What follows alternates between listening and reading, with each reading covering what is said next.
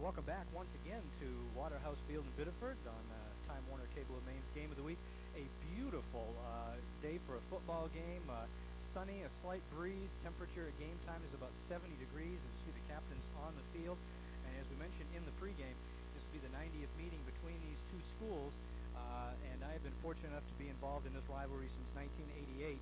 And for me, is with deep sadness that I say this is my 16th and final Battle of the Bridge game. I'm retiring at the end of the season to spend more time with my family, and I will miss it deeply. A very difficult decision, but this is it for me, and I wanted to thank all the people of the Biddeford football community and everyone involved. It's certainly been great. Don Wilson, the athletic director, Mike Landry, Brian Curett, who I have great respect for as a person and a coach and as a good friend of mine, the rest of the coaching staff, and everyone else. It's been an awful lot of fun, Ron. I'm going to miss it. Well, Eric, I'm sure the entire community of Biddeford is going to miss you because you've been, part of the program for the last 13 years, and we're certainly going to miss your professional work here. Yeah, we've got a few more games to take care of, hopefully, and we're going to have our national anthem for this one and be back with the kickoff right after that.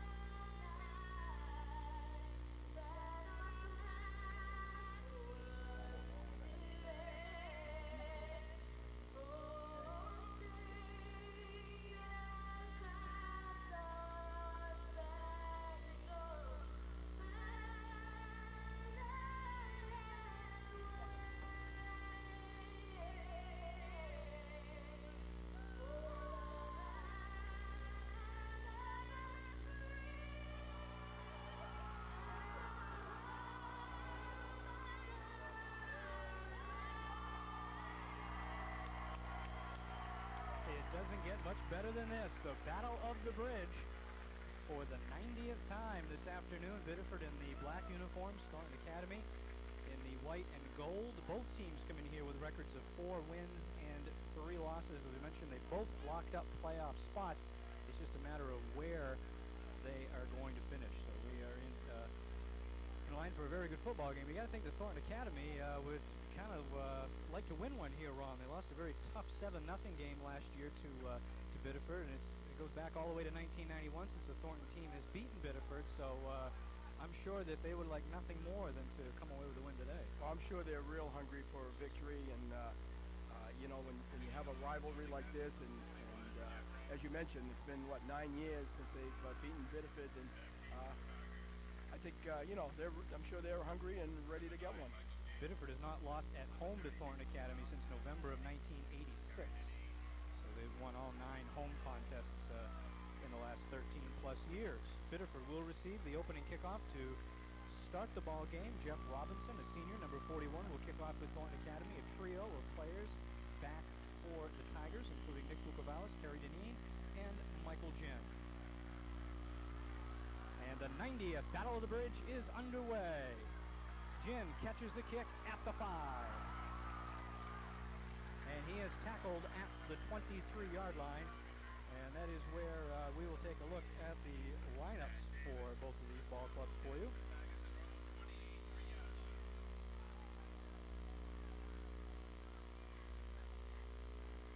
will take care of that a little bit later on as the Tigers will start off first and 10 from just outside their 28-yard line.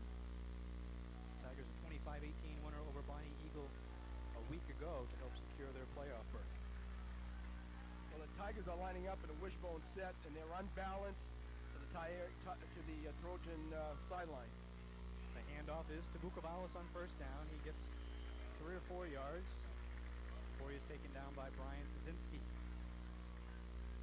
Junior defensively for Thornton Academy. A key player that they've gotten back, we didn't talk about in the pregame, was Frank Bailey, who hurt himself in preseason, played a couple of plays against Noble in the first game, came back last week. Senior captain, certainly good to have him back on the line. Oh, I'm sure Frank is real excited about being here.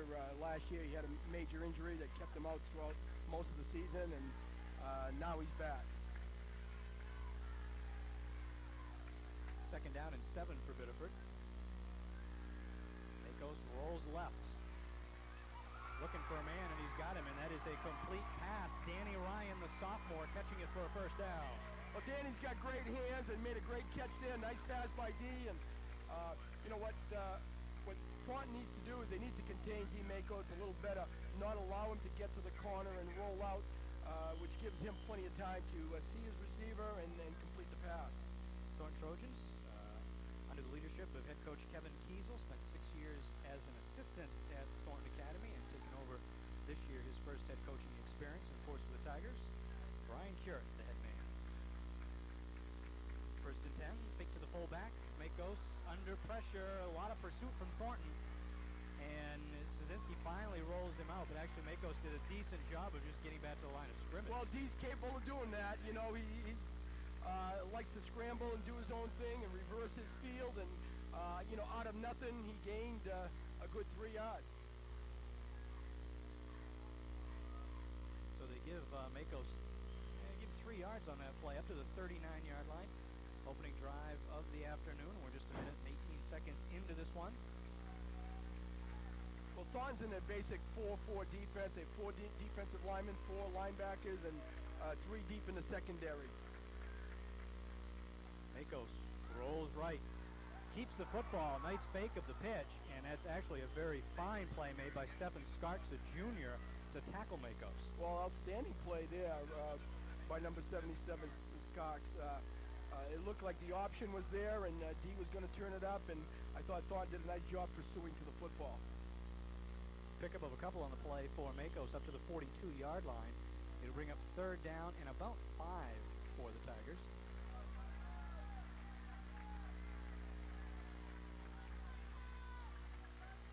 Well, they're in double wing formation with a slot on one side. Deneen goes in motion, and Makos gives to Jonathan Leesoff, the fullback, and he is shy of the first down. So to force Biddeford into a punting situation. Well, a good defensive series there by Thornton Academy, holding the Tigers to 1 first down, and now we're going to see the Trojans on offense. And the wind is blowing from right to left, so kind of in the Tigers' face. So Makos will be kicking into a wind. TJ Metcalf back deep for Thornton at his 25. Good snap. No pressure. Makos, a nice kick into the wind. You see it knocked it down a little bit. And that almost hit a Thornton player, but it is down by Biddeford at the 32-yard line, and that's where the Trojans will take over on offense. The Thornton offense rated number 8 in Western Maine Class A, averaging 16.5 points a game. The Biddeford defense also rated 8th. They have been allowing 22.6 points a game through the first 7 regular season games. So we will see Dan Foley for the first time in 4 contests, coming back after that thigh contusion. Very talented left-handed senior captain quarterback. We'll see how effective he is from that injury, Eric. First down, he gives to one of the tailbacks, and that picks up a couple. Jeremy Lowell, a senior for the Trojans, on the carry. You see a lot of backs get rotated in and out for Thornton Academy. You'll see Metcalf, Chaz Cormier, Tyler McKinney, Pat Davis. All of those players will probably see some time in the backfield. Well, they're a run-oriented team. They like to run the option. You know, it remains to be seen how much they will use that today with Foley just coming back from that injury. Robinson and Sharofsky wide to the left on 2nd and 9. And again, they go to Lowell, and maybe a yard or 2 at best. Well, the Tigers defense is doing a real nice job up front, preventing the Thornton Academy backs from getting much yardage. This is a big, experienced interior line for Thornton Academy. Its center is Chris Huppy, 175-pound senior. Your guards, Stephen Skarks, a 215-pound junior. Matt Duras, a 200-pound senior. Bill Dow, a 215-pound senior at one tackle, and Trapper Pelletier, a 250-pound senior at the other tackle. Third down and a long 8 for Thornton.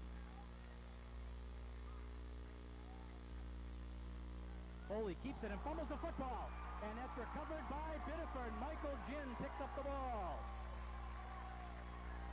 Well, a key defensive play there by the Tigers, recovering that football, and they've got the ball in real good field position.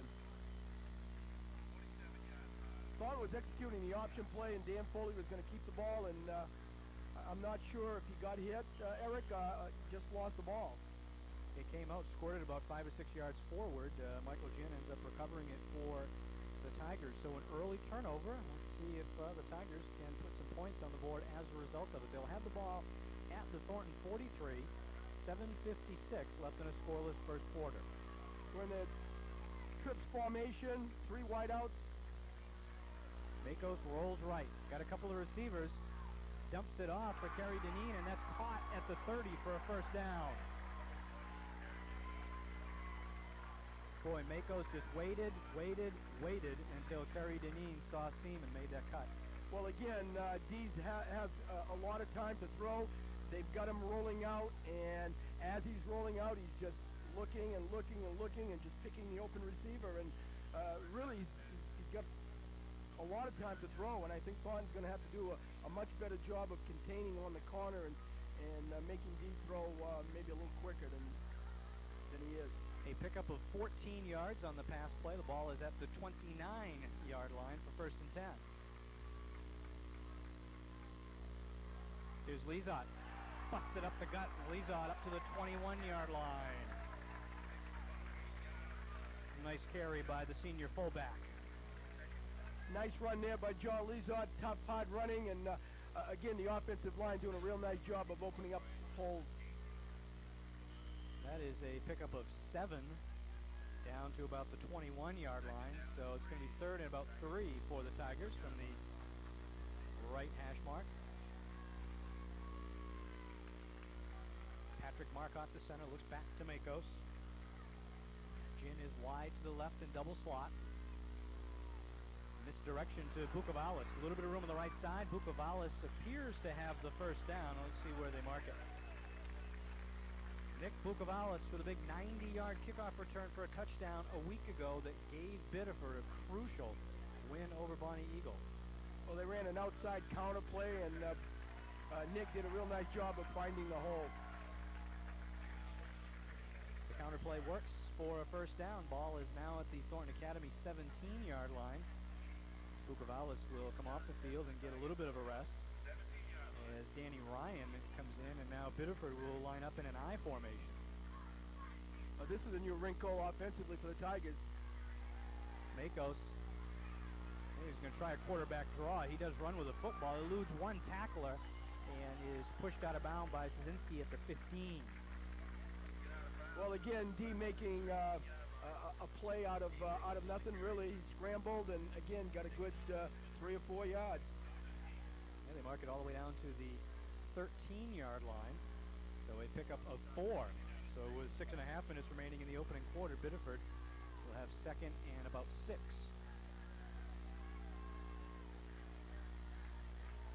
Deneen off, Bukavalis back in. Biddeford now in the same formation.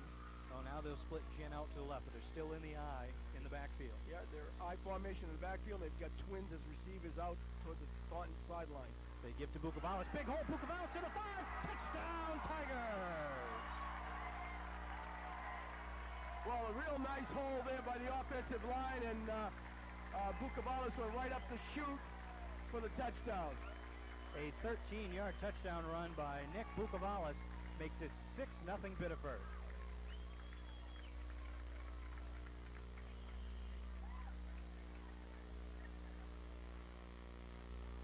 Well, the Tigers showing a new wrinkle offensively. They haven't shown the I formation all season, and they've used it a few times here in this first period, and effective on that touchdown run.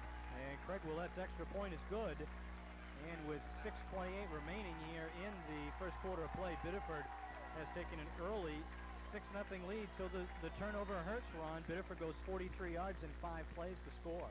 Well, you got to stay away from mistakes, and you know, at this early part of the game, Thornton made a crucial one by giving Biddeford the ball in real good field position. And both of these teams have been hurt by mistakes earlier in the season. Biddeford, those first couple of games, had a lot of problems holding onto the football.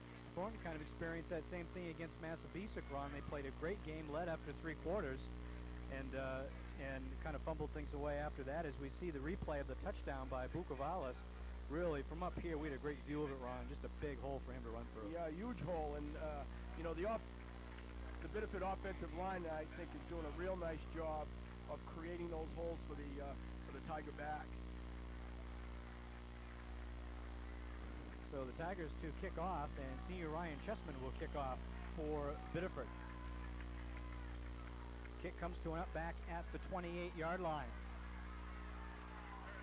And Chaz Cormier is tackled at the 41, so Thornton will have decent field position here to start their second drive.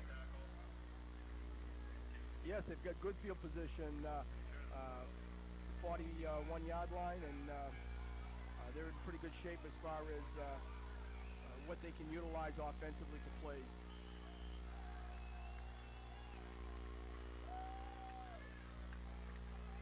Max Janelle into the game offensively for Thornton. He and Robinson are split wide to the right. And Foley tackled in the backfield. He fumbled, and Biddeford has it. Well, Thornton, they were going to run the triple option to the tight end side, and again, Dan Foley was electing to keep the ball and fumbled again. Mark Bissonette comes up with the fumble recovery. I think Peter St. Andre was in on the hit as well, so the Tigers with great field position at the Thornton 37. Well, you know, Dan Foley hasn't played in, you know, in 3 weeks, and you know, that's tough. He's a little rusty, I'm sure, and they've just got to bounce back. And Jason Dupree took most of the snaps in practice this week as well, so as D. Makos picks up a couple on first down. Yeah, that, you know, Dan Foley's in a tough position, you know, not having played for a few weeks and still not 100% with his leg injury, coming out here and giving the effort of, you know, he's doing his best, and he's trying as hard as he can, and you know, again, it's still early in this ball game. Yeah, big series defensively for Thornton here on. If they can hold the Tigers, that'll be a big boost to them. 2nd and 8. Well, they're in their double slot formation, 2 wide outs, 2 slots. Here's the fullback, Lezot. Not much there. Maybe a yard on that play. Yeah, good job by the interior defensive line of Thornton Academy, shutting down John Lezot on a guard trap up the middle. Jeremy Lowell, a senior, makes the tackle for Thornton Academy. Then you see the Biddeford huddle, and ball marked just inside the 35-yard line. So 3rd and long. So obviously a big play here for both clubs. Well, this is a key play, you know, for both teams. Thornton, I'm sure they're going to need to contain D. Makos here because it's a pass situation. Again, the I formation with a slot back. Makos fakes to the fullback over the middle to Gin, and and he had it and then lost it. Oh, nice play. It was right in Michael Gin's hands and just couldn't hold on to it. I wasn't sure how Makos was going to thread the needle. There were a lot of defenders. There were a lot of Thornton defenders there, and D lofted it, and he really hit Michael Gin right in the numbers. So it'll be 4th down, and Biddeford will try to pin Thornton Academy deep, so they are going to punt in this situation. Brian Skaczynski is back at the 10. Makos will try the coffin corner, and that looks like a pretty good kick. And that's a great kick. Excellent kick. That's marked at about the 8 or 9 yard line. That's a wonderful kick. Yeah, got the nice roll to go out of bounds and pin Thornton Academy deep in their territory. So Thornton, the turnover does not hurt them on the scoreboard, but it hurts them field position-wise. They were up near the 40 And now they're pinned back at the 8, which is where they will start this drive.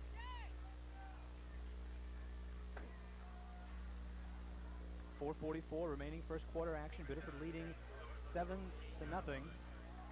Thanks to the touchdown run by Nick Bukovalis.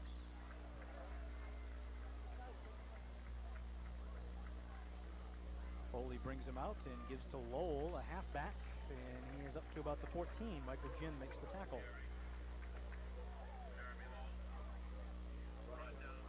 Well, a good opening play there by Thornton Academy, gaining a good 4 or 5 yards. They need some running room to get out of that deep territory. 2nd and 5. Janelle goes wide right. They move down out to the left side of the line. Biddeford shifts accordingly on defense. And Foley gives to Lowell again, and he got maybe a yard at best. So Lowell's had most of the carries here, Ron, in this first half. Yeah, you know, I'm a little surprised with that, Eric, because Thornton is dominantly a fullback-oriented team, and they've been primarily going to their halfbacks. Right. They're utilizing those halfbacks a lot more today. Now the single back there is Jeremy Lowell on 3rd and 4. Foley wants to throw. Now he's going to run. Tries to pop to the outside. Eric Willett in pursuit. Drags him down from behind for a loss. Well, nice play there by the Tiger defense, and a good job by Eric Willett chasing down Dan Foley and not allowing him to get around the corner and pick up the first down.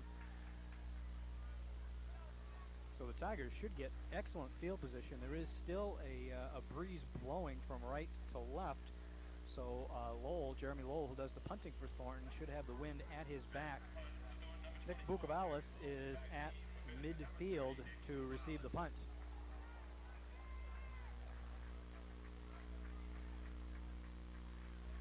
I think they're going to try to block it. They're coming. A nice high kick. Bukovalis calls for a fair catch. Well, again, the Tigers have great field position, have the ball at midfield, and in fact in Thornton's territory. And when you have the ball in that position, your offense is wide open, and you can utilize any facet of the game that you want.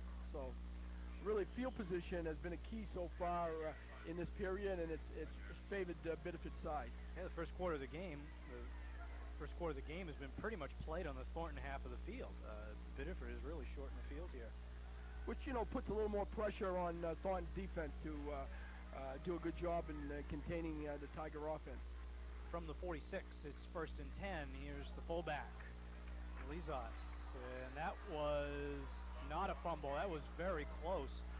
It appeared that Pat Davis, the senior captain, had almost stripped the ball, but they say no, the man was down. Yeah, the Thornton staff's not happy with that call. They wanted that fumble, but to no avail. 2:10 remaining in the first quarter. Biddeford leading 7-0.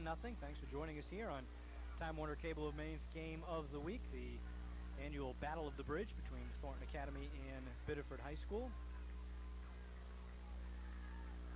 2nd down and call it 6 for the Tigers. Well, they come on there. They're trips formation, 3 wide receivers to one side. Michael Jan, a little flanker screen, makes a couple of nice moves, and is about a yard shy of a first down. That was a nice individual effort. Well, great individual effort by Michael Jan. He's a good athlete, and they threw him the ball in the little stay pattern, and he did his thing. There was a couple of missed tackles there by Thornton Academy, because Thornton was right there defending that, and to Michael Jan's credit, he made a couple of nice moves. 3rd and 1. I think Biddeford might go to their power formation here. Jeff Labby, Peter St. Ange, and Steve Smittle all into the game, and they will line up in the tee. Oh, they've been utilizing this formation throughout the season. Here's Lizot, and that is plenty enough for a first down. Skaczynski and Davis make the tackle again. Oh, nice hole there, and a tough piece of running there by John Lizot. And a another first down for the Tigers. So ball is now at the Thornton 33-yard line. Less than a minute remaining. It is 7-0 Biddeford. That scoreboard should read 7-0. Bukavalis in motion. Counter play. Deneen lost the football. Scampers after it and fortunately recovered it. Well, he lost the ball going through the hole, and as you mentioned, he recovered his own fumble. Huge hole there, Eric. Again, I'm very impressed with the Tiger offensive line. They're doing a real nice job against the defensive line of Thornton Academy, opening up holes. I know the reason that he could recover his own fumble is because there was such a big hole there. There wasn't a defender that was close enough to react to it. You're absolutely right. Absolutely right. So the Thornton defense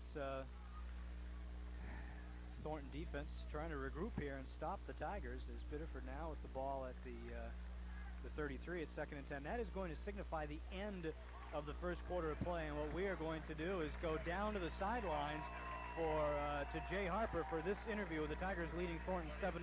Jay? All right, Eric. Right now we talked to athletic trainer Matt Cook, and Matt telling about Dan Foley. So far the high thigh contusion is okay. He's got tendonitis in his patella, but he seems okay. The mobility all right, but it's just right now struggling, taking a little time from the weeks off to get into the offense. And right now Thornton Academy's offense is having troubles. Meanwhile, Biddeford doing a great job and a good first quarter of play for the Tigers. All right, thank you very much, Jay. Our score after one quarter, the Tigers leading the Trojans 7-0.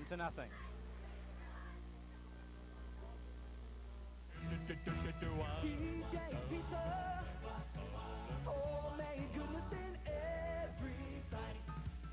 We love our pizza and French fries too. Made fresh by you, and there's more for you. Bring your family, bring your friends. DJ Pizza, where the fun never ends. DJ Pizza, homemade goodness in every bite. 7-0 is our scores. We start the second quarter of play from Waterhouse Field in Biddeford. Eric Nelson, Ron Cote, Jay Harper on the sidelines for this afternoon's annual Battle of the Bridge. We changed sides of the field, and I know that Thornton Academy hoping that the changing of the field may be changing of their fortunes a little bit here on the first quarter, kind of dominated by Biddeford. There's no question. Biddeford's defense is, I thought, has done a real nice job of containing Thornton Academy's offense. And again, that injury report that we just got from Jay, Dan Foley's got to get back into the swing of things here. He's been a little rusty, and he's going to need a little confidence and get back into the flow of his offense. Hey, what he needs is to run a number of plays, I think, stay on the field for a while. Right. That's what he needs to do. 2nd down and 10 for the Tigers. Makos rolls right, has some backside pursuit. Oh, he's in big trouble, and the ball is fumbled. It's loose at the 45 and recovered by Thornton. Well, there's a big defensive play there by Thornton Academy. Couple of defensive linemen chasing D. Makos, hitting him in the backside and fumbling the ball. And I believe it was Jeremy Lowell who came up with that big fumble. So that's a big play there for the Trojans. Big change in momentum there. Thornton Academy causing the fumble, and Lowell with the recovery at the Thornton 43. And now field position has changed. Thornton Academy's got good field position in Biddeford territory.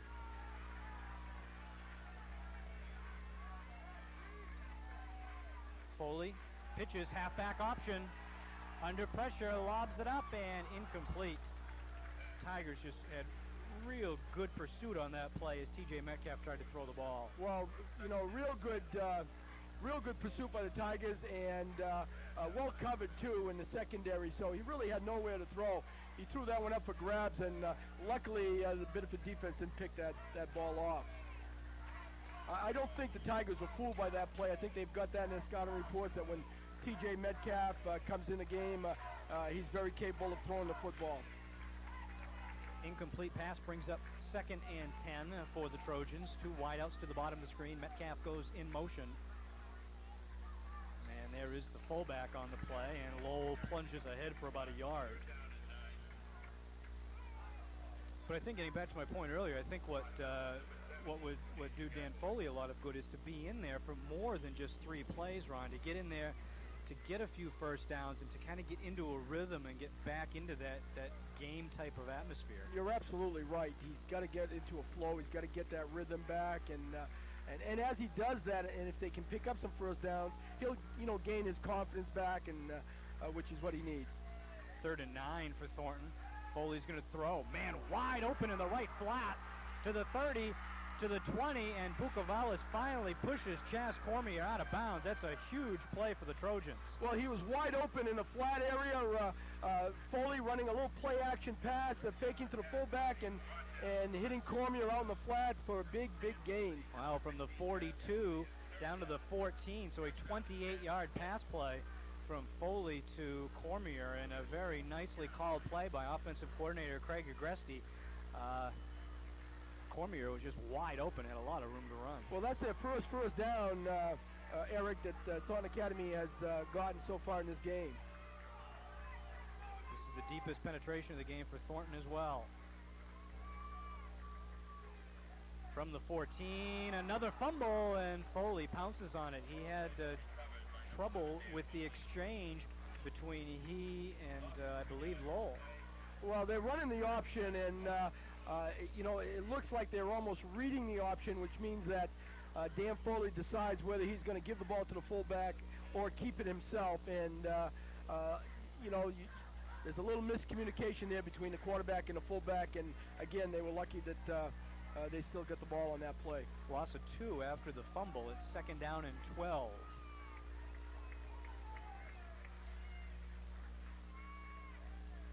Foley gives to the second back through, and that is Pat Davis. And he gets back a couple of yards past the original line of scrimmage.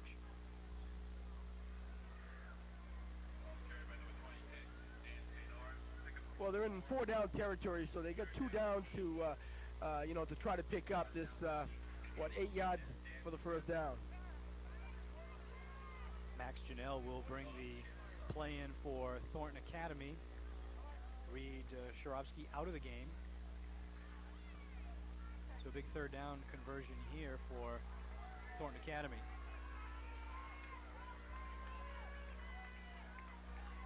Janelle goes wide right. Foley fakes to the fullback, dumping it over for Metcalf, and that ball is caught. And he is not a touchdown, but right at the goal line. Well, outstanding play there by Thornton Academy, and they sent the halfback in motion, reversed his direction, and Steve Smittle picked him up, but picked him up a little late, and was beaten, and Dan Foley laid the ball perfectly. Pretty pass. That was a pretty pass, Ron. Nice touch by Foley. So they are virtually on the 1-yard line, or even closer here on 1st and goal. Tyler McKinney, touchdown, Thornton Academy. So Tyler McKinney, his first play on offense, his first carry, and scores a touchdown. Well, Thornton Academy executed a couple of key plays in that drive, and both of them were pass plays. One hitting Cormier in the flats for a big play, and this last play, pass play that got them to the 1-yard line. And this is exactly what we mentioned. This is exactly what Dan Foley needed. Yeah, great boost of confidence here, completing 2 crucial passes on the drive. Dan St. Hour's extra point is perfect, and with 8:50 remaining in the second quarter of play, it is all tied up at 7. So we're having ourselves quite a barn burner here. The turnover hurts Biddeford. Well, so both teams have capitalized on turnovers. We're going to go down to the field to Jay Harper. Jay? You see there, Dan Foley getting the repetitions and starting to throw the ball well. His confidence back up. Thornton Academy tied it up.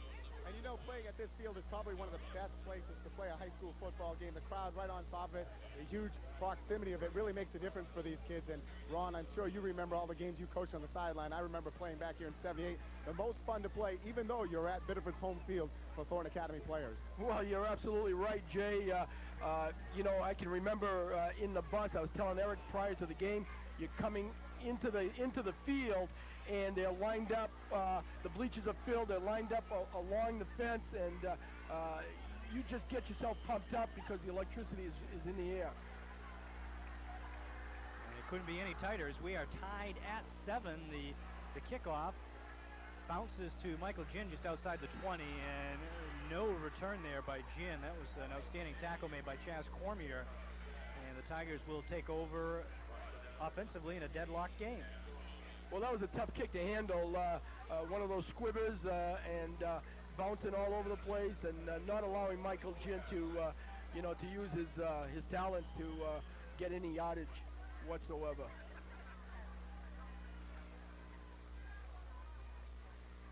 So again, we hope you're enjoying our multiple camera coverage here from Waterhouse Field in Biddeford. 3 cameras on the field. Jay Harper graciously joining us on the sidelines with his reports. We hope you enjoy his insights throughout this afternoon's contest.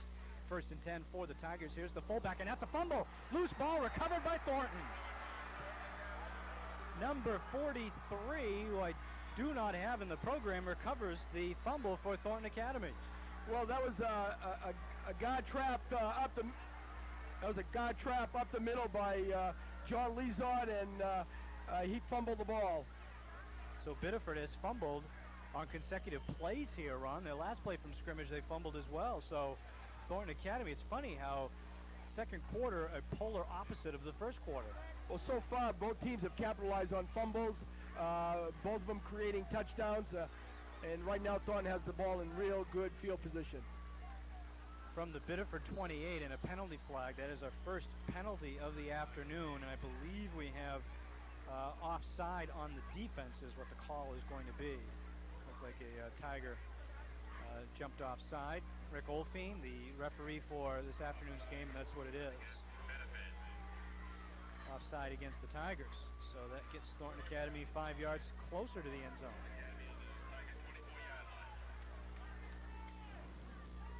Well, momentum has shifted here, Eric, and again, caused by 2 mistakes, by fumbles. When you give the team the ball in real good field position, and you can capitalize on that, that's a big advantage. 1st and 5, Foley under pressure.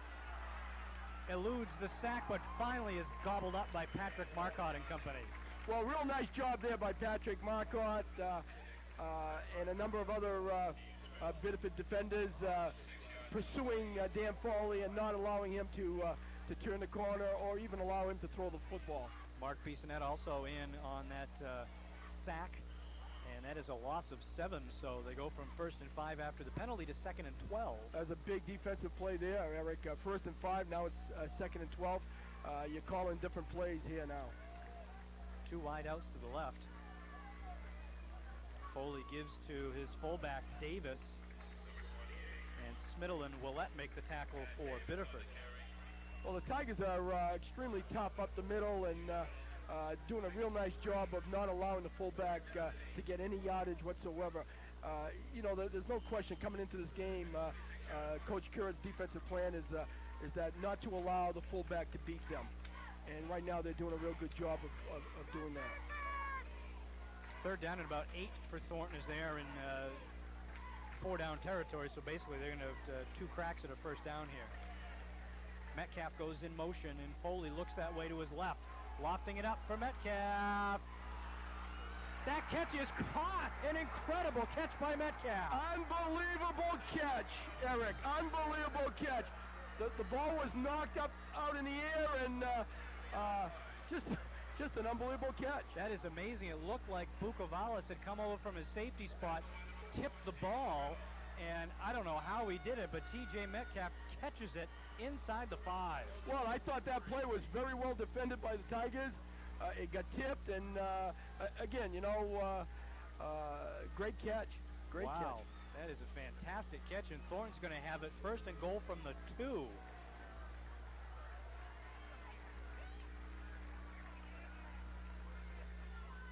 Here's McKinney, touchdown Thornton. Boy, they bring in McKinney to score the points, and he's got 2 quick scores, and Biddeford turnovers hurting them big time as it's now 13-7.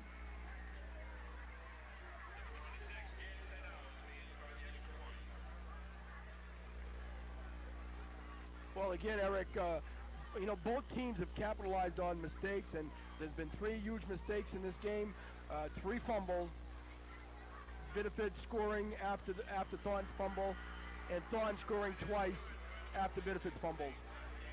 Yeah, so teams have capitalized. Let's go down to the field to Jay Harper. Jay. Well, Eric, on that last possession right there, Coach Curran telling his defense to settle down after the 2 turnovers, but they struggled there. Another big pass play by Foley, and a great catch by Metcalf. He struggled earlier in the year catching the football. He comes up with a circus catch, and the Trojans have taken the lead. Boy, do you remember a catch like that in the past, Jay? That was a fantastic concentration from Metcalf. Oh, I guess Jay cannot hear us, but it was, regardless, that was a remarkable catch, Ron. Well, you know, you see some of those catches in the pros, Eric, where you know the ball's tipped, and some of those guys make circus catches, as Jay's mentioned, and that certainly was a circus catch.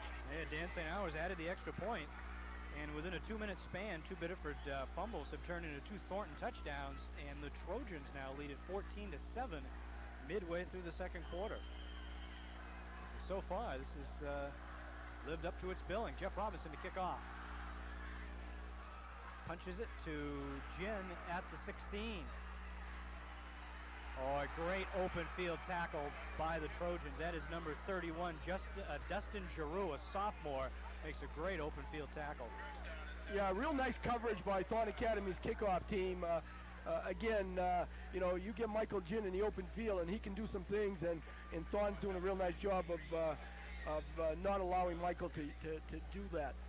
The Tiger offense needs to hold on to the football. They have fumbled on their last 2 plays. They will start from the 20. Well, they're a slot one side and a tight end wing to the other side. Deneen in motion, and he gets the football. Deneen squirts up the middle for a very nice pickup of about 7. Well, nice hold there by the offensive line, and Kerry Deneen got a good piece of yardage there. They give him 7 on the play to bring up 2nd down and 3. Biddeford dominated the first quarter, led 7-0, and so far through the first 6 minutes of the second quarter, it's been all Thornton Academy as they've answered with 2 touchdowns. Well, it's a game of momentum, and right now momentum is favoring Thornton's side, but things change very quickly throughout a ball game. Deneen again in motion. This time it's Lizot, the fullback, and he struggles to get back to the line of scrimmage. Boy, Pat Davis and Chance Cormier helping to make the tackle for Thornton Academy, along with Stefan Skarks, number 77.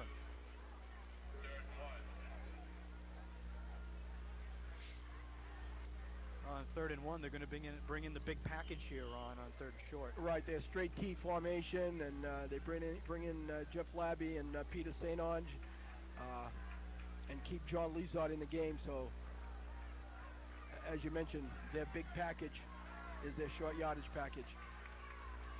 3rd and 1. They need to get to the 30. St. Onge, I don't think he got it. It's going to be close, Eric, depending on where they mark the ball, and it looks like a couple of inches short. Yep. They will not measure. He's that short. Morrill Harper, a junior, made a nice tackle to stop St. Onge, and Biddeford will punt. I like this decision, Ron. I mean, you've got the wind at your back. You don't want to make a mistake. You don't want to give them the ball again right at the 30-yard line, so they're going to punt it away. Well, yeah, you can't, you know, that's a good decision by Coach Curd. You can't gamble this early in the game, and there's plenty of time left. Very, very nice kick by Makos. Taken at the 28-yard line by Skaczynski, and he gets about 4 yards before he's ridden out of bounds. So a nice kick by D. Makos turns out to be about a 42-yard punt. There's certainly no time right now for the Tigers to panic. There's plenty of time left in this ball game. They're only down by 7 points, and again, you know, a very nice kick there by D. Makos, and field position has changed now. We'd like to thank our Game of the Week sponsors, York Hospital, Brady Screen Print and Embroidery, TJ's Pizza, Litchfield's Restaurant, Union Bluff Hotel, Restaurant and Pub, Mike's Clam Shack, Eldridge Lumber and Hardware, Adams TV and Appliance, Lighthouse Depot, The Main Diner, Biddeford Saco Savings, the Gene Knapp Agency, and the Lobster Bar and Restaurant. Thanks to our sponsors for making Game of the Week possible. Foley's going to throw on 1st down, overthrows the intended receiver, St. Hours. Again, Thornton went back to that same pass play where they hit, I think it was Cormier out in the flats, and this time Nick Bucavalas covered him, and the pass was incomplete. So second down and 10 for the Trojans. As we mentioned, the loser will probably finish 8th and have to play one of the big boys. The winner will get seated much higher, so a lot at stake here this afternoon. Foley gives to the fullback, and it looks like Davis, and he gets up to the 35. Very interesting, Ron, that Tyler McKinney, who played fullback in the second half of last week's game and gained 85 yards against Deering. We've seen him for 2 plays, both on short goal line situations. He scored twice, and we haven't seen him at fullback any other time. I know. I'm a little surprised by that, Eric. You know, I expected McKinney to be in there at fullback, unless he's, you know, nursing an injury too. Could be. You know, we don't know that. We're unaware of. Yeah. 3rd and 6 for the Trojans. St. Hours in motion. Give goes to the fullback, and boy, what a great tackle made, I believe, by Dominic DeChambeau. Wow, that was a very good tackle by Dominic DeChambeau, because that prevented Pat Davis from getting a first down. Had DeChambeau not tackled him on that play, he was gone for at least a first down, if not more. So the Tiger defense holds, in Thornton Academy will be forced to punt. 3:23 remaining, first half action. Thornton leading Biddeford 14-7. Jeremy Lowell to kick for the Trojans. Nick Bucavalas back at the 30 to receive it. He's the only man deep. Biddeford sends 7 rushers. A high kick that gets caught up in the wind. The Tigers have to be very careful they don't touch this. And it's down by St. Hours at the 40. So the Tigers have decent field position here, around with 3 minutes left. Well, you know, the wind is definitely a factor in the punting game. And we do have a penalty flag, apparently. Yeah, I believe it's on Thornton Academy. And I think if it is, Biddeford, they'll probably make him kick it again. Yeah. I'm not sure, Eric, what they're going to decide here, but that's... Looks like illegal procedure against Thornton.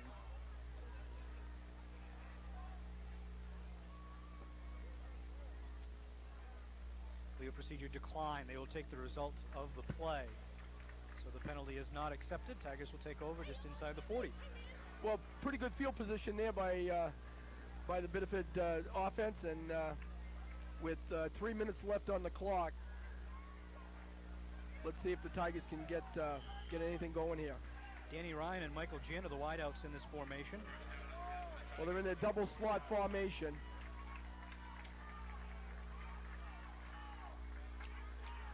Straight drop for Makos. Out to the right, intended for Ginn. That's incomplete. He was covered by Cormier. Oh, pretty well covered there. Chad's Cormier, the outside backer, got out in the flats and did a nice job of getting to the out on that pass play. Incomplete pass stops the clock. 2:56 remaining. Coming up at halftime, Ron and I will have our halftime statistics for you.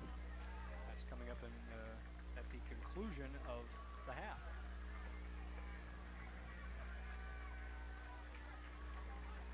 Full house backfield on 2nd and 10. They're unbalanced to one side with a wishbone set. Makos, plenty of time, trying to set up a screen maybe. No, he hits Ryan for a first down at the 46. Well, Danny Ryan was the only receiver that went out, and D. Makos did a real nice job of connecting that pass, and Danny did a great job of catching the ball. That was a big play there by the Biddeford offense.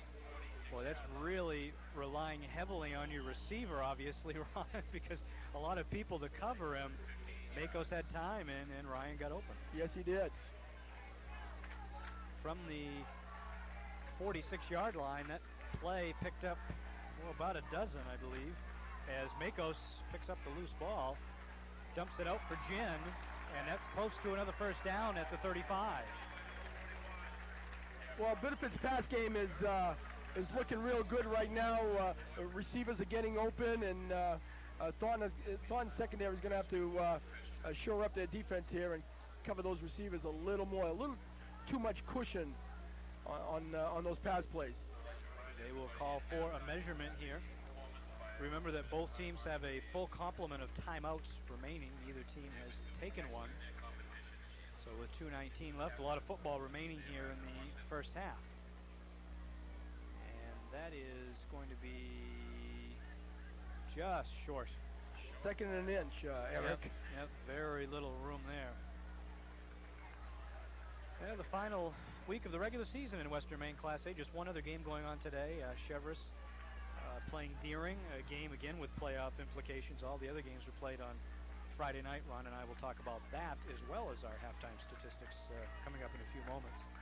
You know, the Tigers can utilize any play they want here. When you have a situation like second down, it's really a wasted down where you could you could go for the bomb here. Makos quickly out to Ryan. That's a first down for Danny Ryan. He gets up to the 28-yard line. Skarks makes the tackle. And the passing game is clicking on this possession, Ron. Well, the passing game is clicking very well. D's really hitting his receivers. The receivers are wide open, and the Tigers' passing game looks real good at this point. They mark the ball at the 29-yard line. It'll be first and 10. We have just passed under the 2-minute mark. Biddeford trying to tie the football game. Well, they're back in their double slot formation. Fake to the fullback. Makos going for Gin. Incomplete. Good defensive play by Jeff Robinson. It appeared he got there right when the ball did, Ron. Well, nice play there by Jeff Robinson. Closed down on Michael Gin very quickly on that because when Michael made his cut down the middle, he was open. A great effort there by Michael Gin. So the pass ball is incomplete. It'll bring up second down. Again, we hope you're enjoying our multiple camera coverage here. A lot of great close-ups by the entire crew, really getting you a really, really good feel for what this Battle of the Bridge is all about. Well, now they're in their trips set, 3 wide receivers to one side. Makos over the middle, and that is intercepted by Skaczynski at the 15. Another Biddeford turnover. The third turnover of this quarter for Biddeford. Well, that was a tough pass for D to throw. He was rolling to his left and trying to throw the ball back over the middle, and he threw it right into Brian Skaczynski's his hands.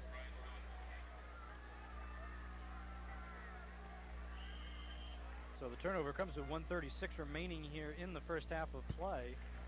Remember, Biddeford's other 2 turnovers resulted in Thornton Academy touchdowns. So Trojans will have it at the 21 with 1:36 left in the half and 3 timeouts. Fullback Davis avoided the first tackle, but then is gobbled up by Steve Smittle and also Peter St. Ange.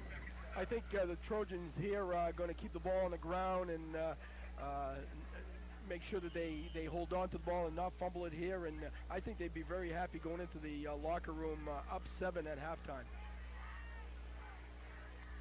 I would certainly agree with that, Ron. I think they'd be very happy doing that. 1:05 remaining. And Thornton in really no hurry here on 2nd and 7. T formation, which they did use last week against Deering. Here's Cormier. Cormier with some room to the outside is tackled at the 31. That'll be close to a first down. So well, Chaz Cormier, who's called his name a lot today. Well, Thornton was in their T formation, and I believe that's their goal line offense also. And again, as I mentioned, I think they're going to keep the ball on the ground and be very satisfied here going into the locker room.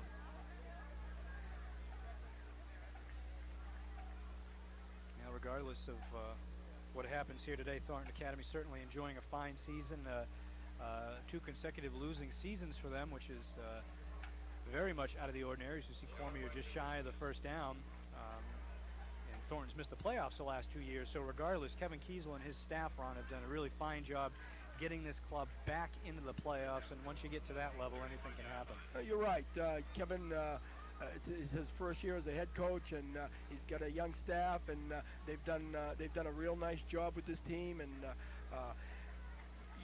even with the injuries that they've had, to come back and make the playoffs, is a big thing for them. Right. Yeah, they played very well. The only game they really didn't play well against was probably South Portland, and that's when they were missing a lot of their personnel. T formation again on 3rd and short. There's McKinney. And he's rolling over people up to the 40-yard line. That's a first down. Tell you, impressed with Tyler McKinney. The few times he's touched the ball, he's run very effectively. Well, he's a real good athlete for Thornton Academy. He's a great baseball pitcher and has done a real nice job on both sides of the ball for Thornton this year in football. So he's a good athlete, and I'm impressed with his hard running. Yeah, he had a great game last week. Scored both of Thornton's touchdowns, actually. One a 42-yard fumble recovery for a touchdown, and the other one a 1-yard run. So he had a big week last week. Could be the final play of the half here.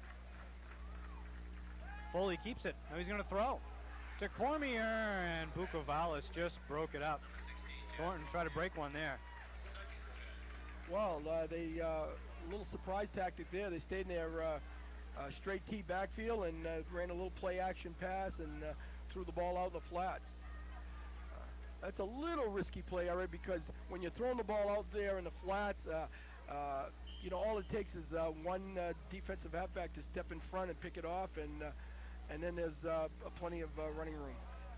A lot to cheer about this afternoon from the cheerleaders. Pretty exciting first half of play. 18 seconds left here in the first half. 2nd and 10 from the 40 for Thornton, and they give to McKinney. And Bukovalis makes the tackle, and that should be the final play of the first half. 5 turnovers in the first half, 3 of them converted into touchdowns by the opposing team.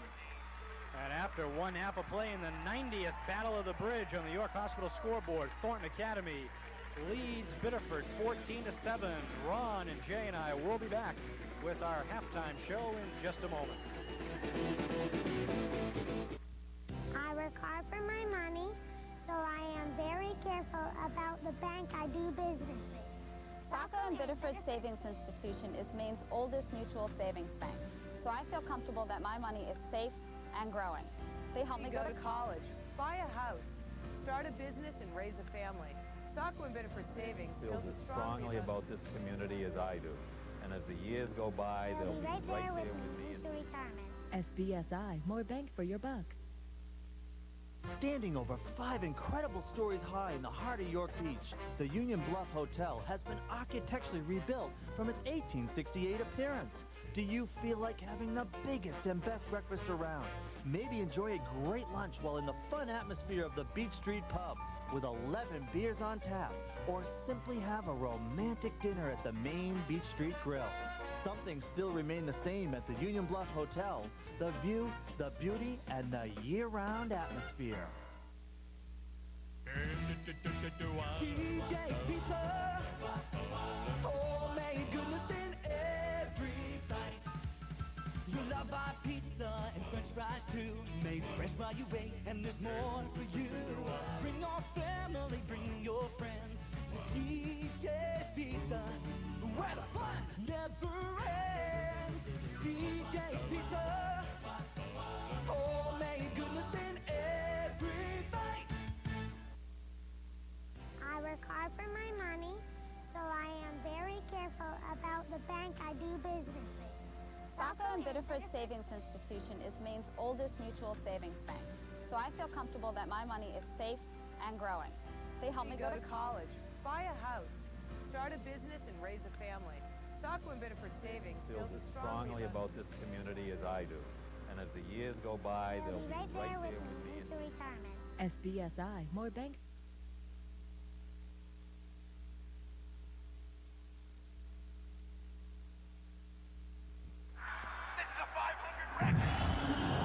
Allow me. What the devil are you doing here? I'm only here because you're here, hot stuff. This is going to be about smoking in the house, isn't it? This poor guy's been picked on enough. He has rights. He has it. What's the matter with you? Are you kids to get pneumonia? Bronchitis? Asthma? Get up. What do you smoke outside? Outside. Make the right choice. Go out for your kids. Huntington Common is the first step to a carefree, elegant retirement lifestyle surrounded by 37 acres on the Kennebunk River. Gracious rental cottages and apartments will provide all the privacy and independence you desire. Family and friends will be enticed by our culinary delights, served in an elegant dining room, as well as our resort-style on-site amenities. We offer a wide continuum of care within a single community. When you expect the best, Huntington Common.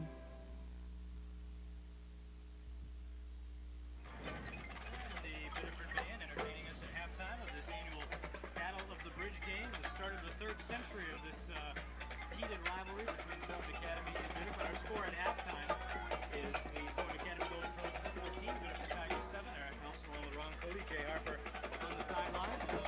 Ron, let's take a look at our halftime statistics. Well, for the visiting Thornton Academy Trojans, they had 4 first downs. They gained 40 yards rushing. They were 3 for 6 passing for 67 yards, and their total yardage 107 yards in the first half. 0 yards of penalties and 2 turnovers.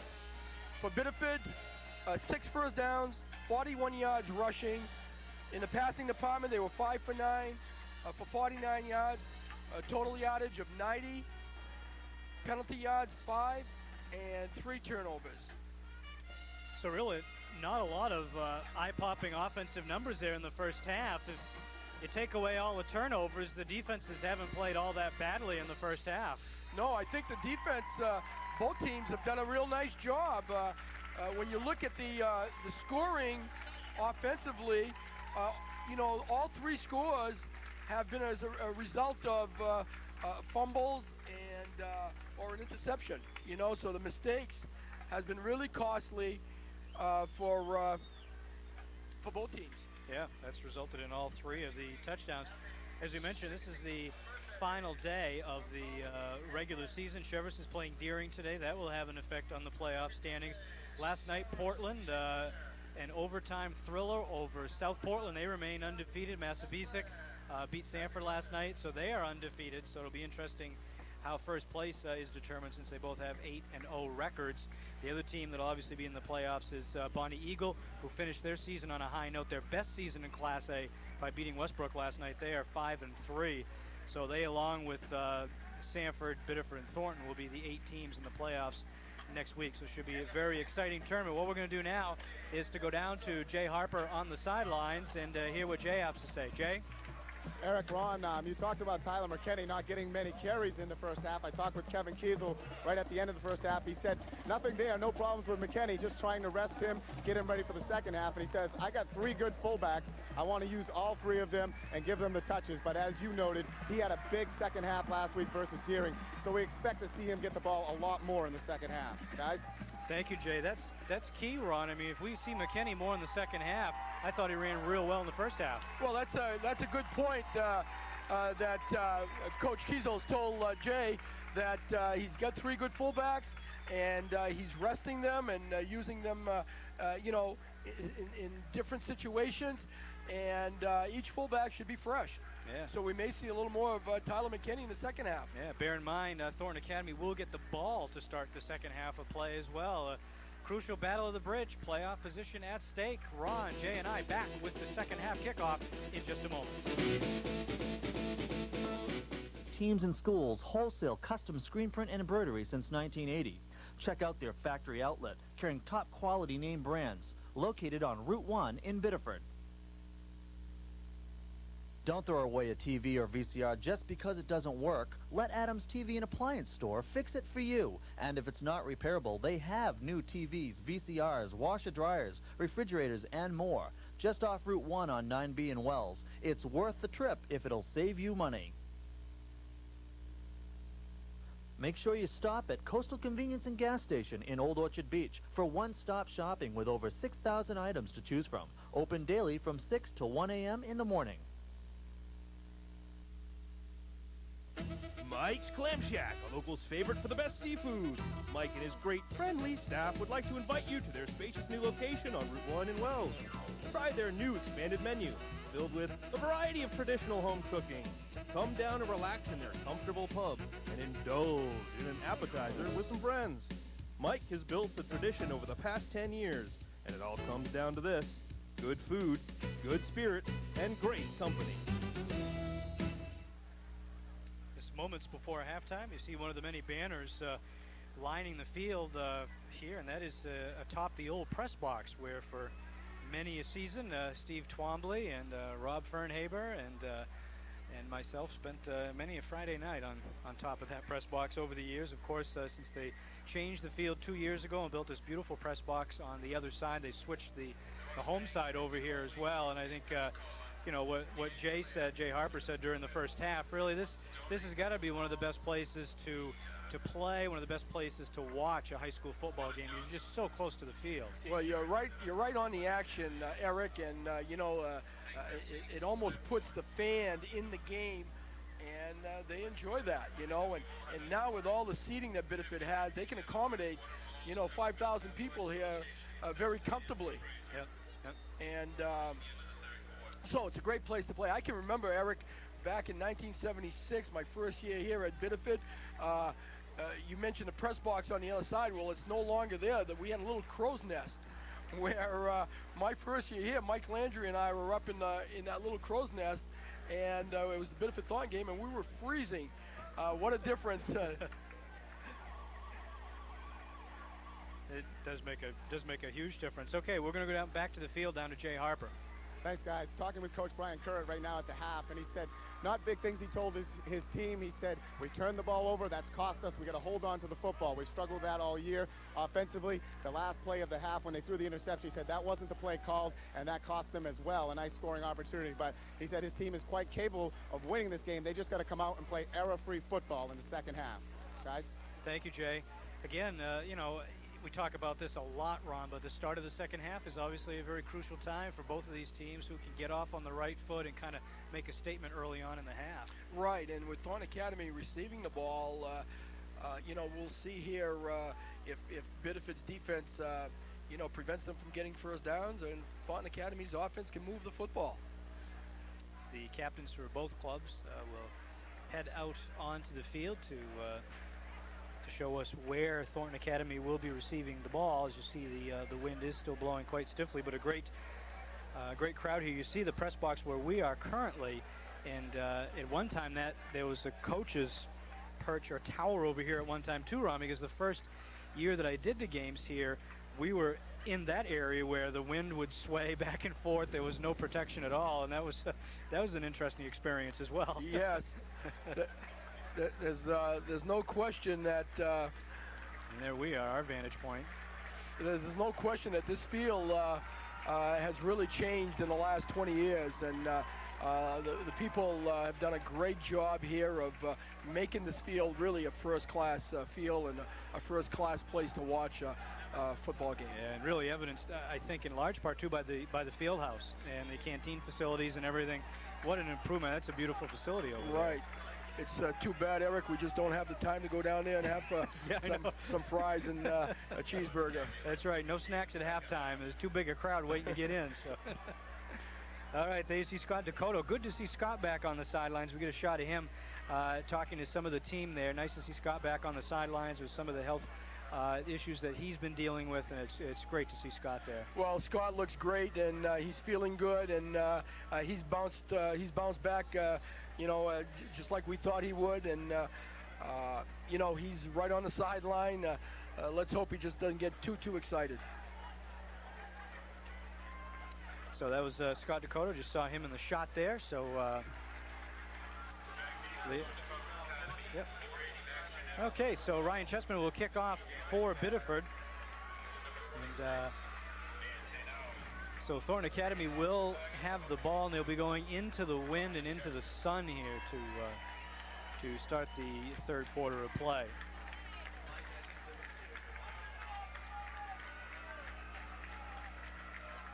Janelle is deep inside the 5. Nice kick by Chessman. Bounces at the 15. Janelle will have to scamper after it. Picks it up at the 7. And Janelle runs up the middle of the field, and the sophomore, finally Chessman, the kicker, takes him down. Well, the thing you want to do on that is make sure that you don't let the ball hit the ground. He should have come up and try to catch that in the air, because it makes life a lot easier. And when that ball hits the ground, it bounces in many directions, and Janelle picked it up and did a real nice job, though, of getting the ball back to the 30-yard line. Yeah, very nice run. Ended up running the ball back 21 yards after he had picked it up. So Thornton will start at the 29-yard line. The Trojans, as we mentioned, averaging 16.5 points a game on offense. They're almost at their average already. And a fumble on the first play, and it's recovered by Bissonette. Well, there you go, Eric. You know, it's been a game where both teams have made some costly mistakes, and now Thornton gives the ball up on the first down. That's the second fumble recovery by Mark Bissonette, and the third fumble by Thornton Academy in this game. And this really has become the underlying theme of this entire game so far, is turnovers. You're absolutely right. Both teams have capitalized on mistakes, and now Biddeford has another opportunity here. So D. Makos will trot out the 6th rated offense in Class A, and he'll give it to Deneen on first down. The Tigers have been averaging, Kerry Deneen's jersey number, they've been averaging just over 20 points a game, and he gets a couple of yards on first down. So the Tigers presented with a great opportunity here to potentially put up the tying score.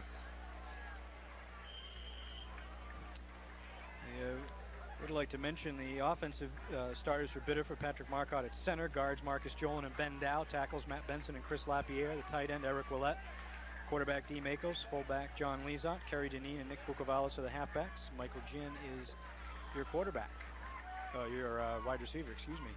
And here's Bukovalis on second down. Oh, nice tackle by Chaz Cormier, knocks him for a loss. Well, real nice play there by the outside linebacker Cormier, and coming up and seeing that play, and Biddeford losing 4 yards on that play. A big play here, third down and 10 to go for the first down. Frank Bailey, Trapper Pelletier, Jeremy Lowell, Ryan Lagan are the down linemen. Stephen Skarks, Pat Davis, Chaz Cormier, and Morrill Harper are the linebackers. Brian Skaczynski, Jeff Robinson, Tyler McKinney, among others, in the defensive secondary for Thornton Academy. Big play here for the Tigers, 3rd and 11. They're in their trips formation, 3 wideouts. Makos with time to his left. Pass is tipped at the line. Is it caught? No catch by Michael Ginn. The official from behind saw the ball squeak through. Right. It's incomplete. Well, the Biddeford crowd's not happy with that call, but it looked like the official was right on top of it. It was tough to see from here, Eric, from our viewpoint, but a great effort there by Michael Ginn.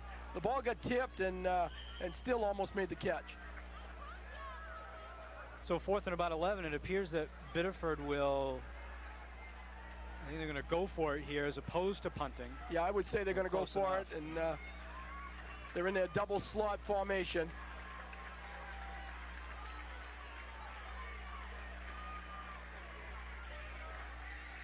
Makos quick drop to the left, hits Danny Ryan. Oh, to Bukovalis at the 20, 10, touchdown Tigers! That was a great call by Coach Stebbins.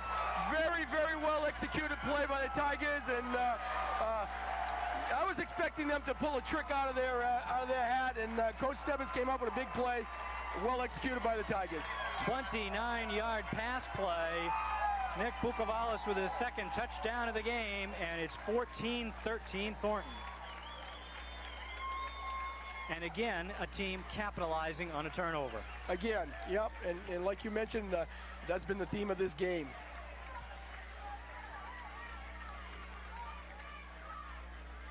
Craig Willette's extra point is wide. Biddeford does not tie the game. The kick is wide left, and with 10:14 remaining in the 3rd quarter, 14-13 in favor of Thornton Academy. So that's a big play. Wow. Yeah. That's a big play, Eric.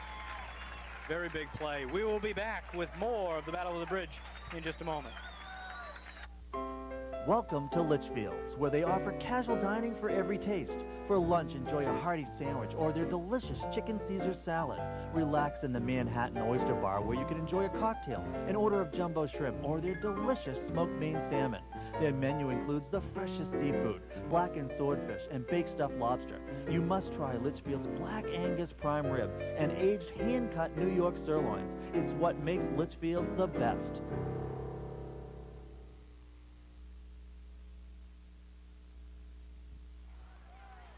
All right, you see that last play. What a great call by Tim Stebbins and Ron Cote. That's a call you used to like. Of course, that goes back to Don Shula and the Miami Dolphins against the San Diego Chargers, I don't know, back in the late 70s. But what a great call on 4th down, and Biddeford has come within 1 point right there. Tough missed extra point, but what a great game brewing down here, guys. Thank you, Jay. Yeah, That's what kind of symbolizes this game, Ron. It's been so competitive over the years, and that's just another one of those plays that people are going to remember. Well, that's a great call. Yeah, excellent call, and you know, you like to take something, some trick, and utilize it, and then when you see your team execute it so well, like the Tigers just did, that it's so rewarding. Thornton will start from their 31-yard line. Still leading by a point. Pat Davis, the fullback, has some running room. Davis to the 40. It's a foot race past midfield to the Biddeford 40. Bukavalis in pursuit, tackles him at the 20.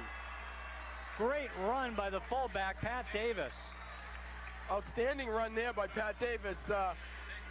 Broke through the line, and there was nothing but open field there, Eric. 47 yards, yeah. Yeah. Wow, so Thornton says, take that, Biddeford, and they answer the trick play with a 47-yard run by the fullback Davis. Well, it didn't take them long to bounce right back and get a big play themselves. Boy, this game has lived up to advanced billing. 2 4-3 teams looking to improve their playoff position for next week, and they're battling it out here. So now Thornton goes to a T formation as the ball is spotted at the Biddeford 22. And McKinney is the fullback here, and they give to the second back through, and a hole for St. Hours. He's still going. St. Hours tackled inside the 10. Well, I'm a little surprised, Eric, that they went to straight T formation on the you know, their 21-yard line first down play, and but they're utilizing it very effectively right now. It seems like they're going, you know, they're going 2 tight ends, straight T backfield, going right at the Tigers. Right, yeah, they led with a fullback and had the tailback follow, and they're going to stay in that same formation here as it's 1st and goal from the 9 for Thornton Academy. Here's McKinney. McKinney on 1st down. Bowls his way inside the 5. DeChambeau and company make the tackle. Well, you got to give credit to the Thornton Academy offensive line. They're doing a real nice job of opening up holes, and Thornton doing a good job of utilizing, now they're utilizing McKinney. You know, they just gave Pat Davis a break after that long run, and now they've got a fresh Tyler McKinney in there, and still trying to pound the Tigers. That was one of head coach Brian Curett's fears during the week. He says they've got a lot of talented running backs, and they use them. 2nd and goal from the 4. Here's McKinney. McKinney, touchdown, Thornton. And just like that, Thornton answers the Biddeford touchdown to extend their lead. It took them just 1 minute and 21 seconds to do it. Well, this point after touchdown is a big play in itself, Eric, because if they get this point, then the Tigers score again, they're going to have to go for 2. Tyler McKinney, his 3rd rushing touchdown of the game.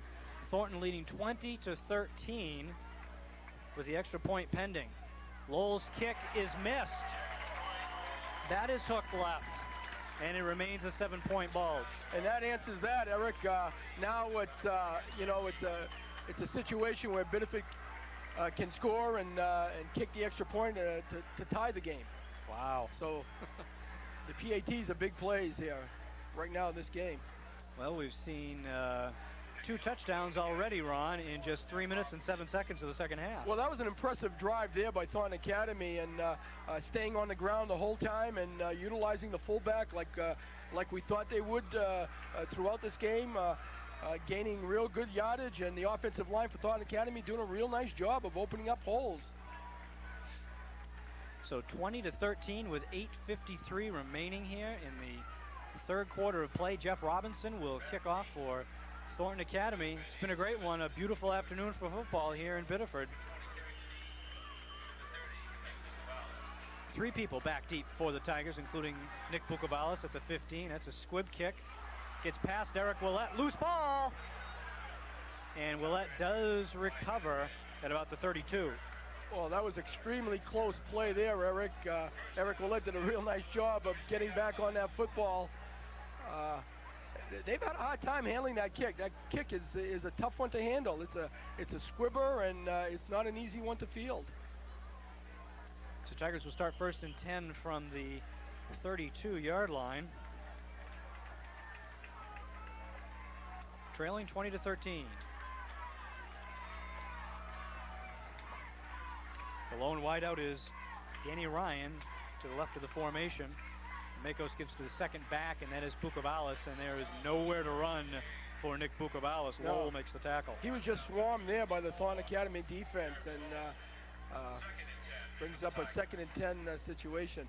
They were back in their wishbone offense, and they were unbalanced, and they went back to the weak side, try to catch Thornton off balance, but no advantage there. No gain on the play. Michael Ginn will be the wideout here, and they'll stay in the wishbone set. Yeah, unbalanced to this side, to the Tiger sideline with a wishbone formation. Makos looking left. Looking for Ginn, he's just not open. Makos is going to have to run with the football, and Makos is tackled near the 40, and we're going to have a flag. Well, it was certainly a late flag, and you know, the Biddeford crowd wasn't happy, and I think they persuaded him to make that call. I think we're going to get unsportsmanlike conduct here, a hit after the whistle, which would be just the second penalty against Thornton in this game and the first accepted penalty against them, and that'll be 15 big yards. As I saw that play, Eric, I thought D got hit a little late on the sideline, and the referee finally made the call. So a 15-yard penalty brings the ball to the Thornton 46, and there is so little sideline here.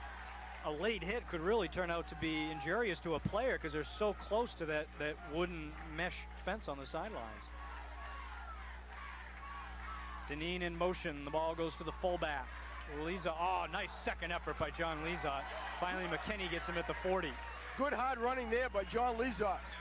Got hit real well and kept his balance and got another extra couple of yards. So the Tigers hoping that the penalty will propel them to some offensive good fortune here, as they're going to have second down and about 5 coming up. Well, they're doing a nice job right now of moving the ball down the field. And the I formation, which we saw a little bit in the first half. Deneen across the formation, and it's Bukavalis. Boy, and nowhere to run for Nick Bukavalis. And again, we apologize. The roster I was given does not include a number 43, who just made a very fine tackle. Yeah, he did a real nice job of meeting Nick Bukavalis in the hole. Could be Ryan Legan. Ryan Legan. Okay, it's just got the word from the truck, so he's wearing 43, not 73. So appreciate the word there. Ryan with a very fine defensive play. Well, they're in the double slot formation. Makos with a fake. Oh, he's in trouble on the sidelines, and he will not get to a first down, it doesn't appear. It's going to be close, Eric. D gave an all-out effort there trying to get the first down. And by the spot of the ball, they got the first down. He did get it. I stand corrected. Good second effort by D. Makos. Excellent effort by D.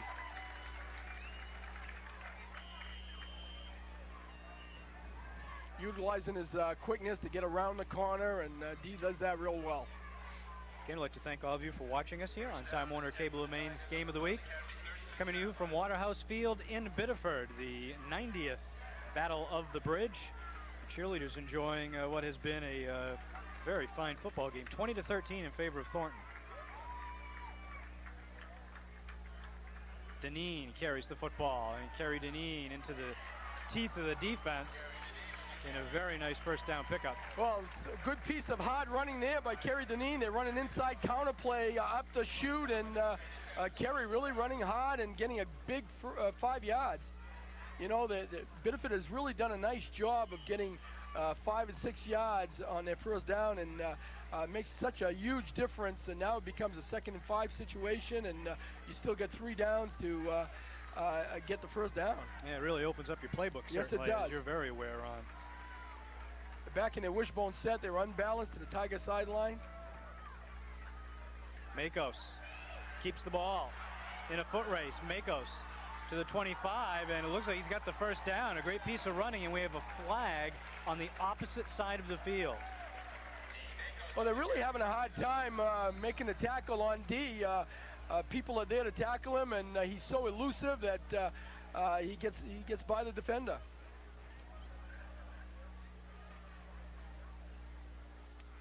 Again, Rick Olfeen discussing it with the officials. You see a shot of D. Makos, who really has matured as a quarterback this season and really has become a star on this team. As this might be coming back because they're talking to Pat Davis, the Thornton captain. Holding against Biddeford, and it will come back. Tigers' second penalty.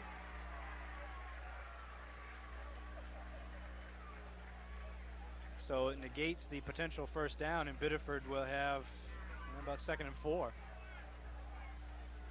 Right, 2nd and 4. Second down and 3 yards to go.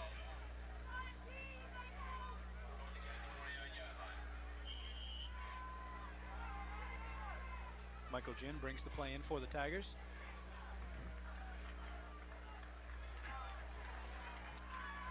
Cheerleaders doing their best to try to evoke a first down here. Bukavalis. Good effort by Bukavalis. Loose ball. Cormier made the tackle, but Bukavalis was down. Yeah, good call there by the official, not, you know, using that. The ground caused the fumble rather than them losing the ball. Tigers are going to go into their straight T set. They're bringing in St. Ange and Labby. Their short yardage situation here.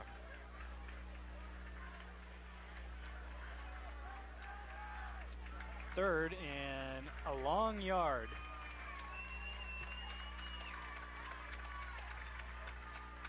Lezot, first down, Lezot to the outside, to the 20, to the 10, touchdown Tigers! Well, real nice run there by John Lezot. Everybody was bunched in there because of the 2 tight ends and straight T formation and the short yardage situation. He just bounced it to the outside and was nothing but green grass there. A 27-yard touchdown run by John Lezot makes it 20-19 Thornton Academy, pending the extra point. We have seen an explosive third quarter, 3 touchdowns in 7.5 minutes. They're going to go for 2, Eric. They are going to go for 2.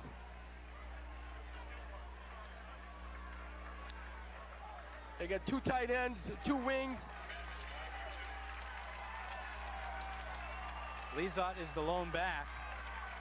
I think they're going to roll D. Makos out on the flats with the ability to run a pass. And he will throw incomplete, no flag, intended for Michael Ginn. And Thornton stays in the lead at 20-19. Let's watch the end of the touchdown from Lezot. So they run it in slow motion. He just had a lot of room and just outran the defenders into the end zone, Ron. Yeah, nice run there by John Lezot. And, you know, I thought that was a good call by Coach Stebbins going for 2 points on the PAT. And they ran a bootleg pass where D would roll out and have the option of running or throwing the ball, and it was almost completed. So Thornton remains in the lead at 20-19. Wow, what a football game, and I think a little more scoring than some people thought, Ron, because of the good defenses on both sides. Well, the Tigers used that was a nice offensive series for the Tigers. They moved the ball down the field and got a lot of first downs and were able to get the ball in the end zone. And Biddeford now with 11 men on the field. Ryan Chessman to kick it off. That will bounce at the 19. Max Janelle picks it up at the 14. Janelle, tough man to bring down, comes down at the 28. I think the Thornton coaches maybe wanted a face mask possibly, but no penalty, and Thornton takes over. Well, he certainly got gang tackled on that play. There were a number of Tigers jumping all over him to get him down. So a great football game here. Thornton with the ball again. 4:22 remaining in the game.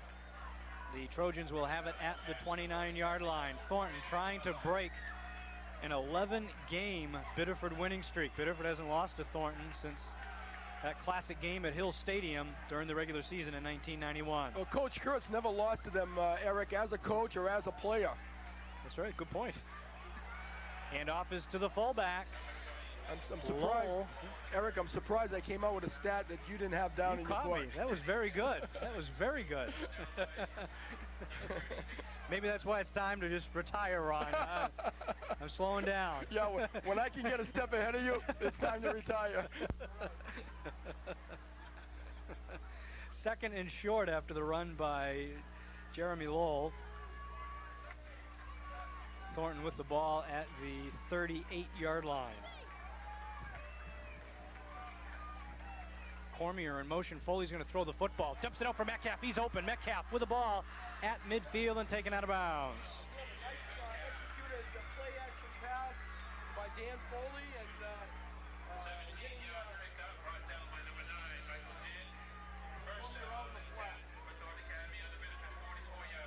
So it'll go to the Biddeford 44-yard line is where that ends up.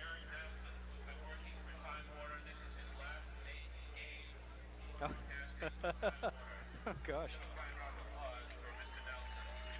Wow. That was kind of nice.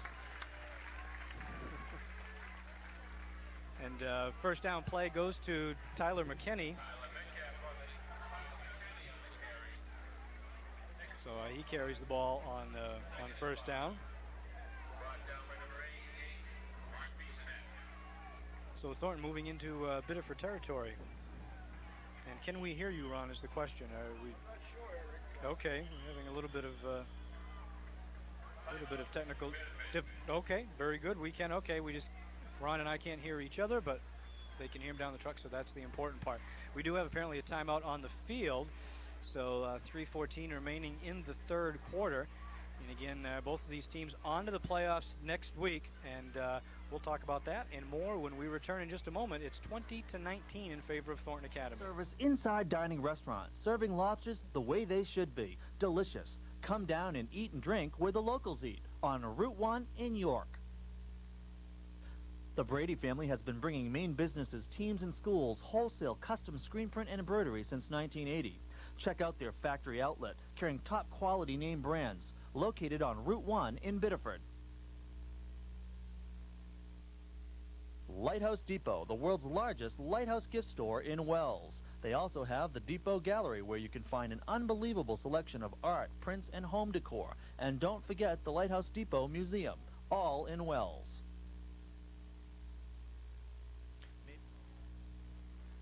Welcome back to Waterhouse Field. And Eric, really sad to see you leave, and even some Thornton players over here were cheering that you were leaving the broadcast booth, and I'm not sure if that was in jest or very happy that you've had a great career for Biddeford. But the heat's starting to be a factor down on the field. It's 70 degrees, and some of these players are really gasping for air and looking for water. Guys, back up to you. Well, I'll assume it's the latter, Jay, that they're applauding my career. But certainly thankful of that. And Davis on second down has some room. He is down inside the 10.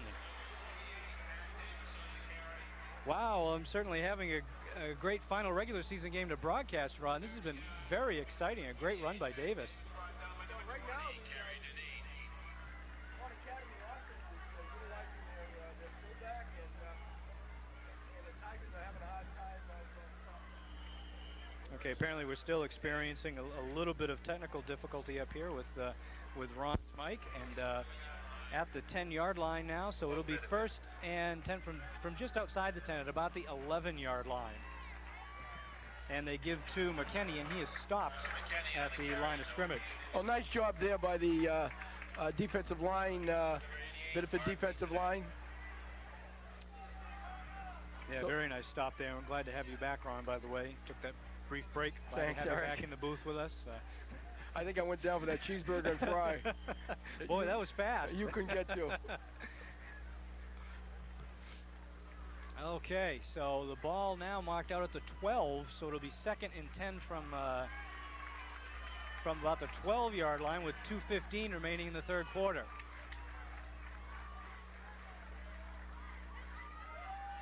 And there is Cormier, and he is inside the 10 before a number of Biddeford tacklers bring him down. Well, Thornton's back in there. They're a straight T set with 2 tight ends, and they're really just pounding the ball right now and giving the ball to their fullback and halfbacks and running right at the Tigers. Tigers were in a little different defensive set that time. They were in their 5-3 defense, stacked, and linebackers coming and did a real nice job of containing Thornton. 3rd down and 8. Thornton can get a first down without scoring a touchdown, but it would be very close at about the 1-yard line. They go to the powerhouse T formation. McKinney in the fullback slot. He gets the football, rambles to the left. McKinney bowling his way very close, but not in. But he may have a first down. Nice hard piece of running there by Tyler McKinney, and a good job by the offensive line of opening up that hole. He's real close, and this is going to be a 4th down play, and I think they're going to measure, Eric. And they will. Nope, they give him the first down. So now they'll have 4 chances from inside the 1 to score a touchdown. Wow, that was a big play, because that would have made it 4th down and less than a yard to go for the first down. But now they've got 4 chances on the. It looks like they got like 3 or 4 inches for the touchdown. And again, out of the T formation.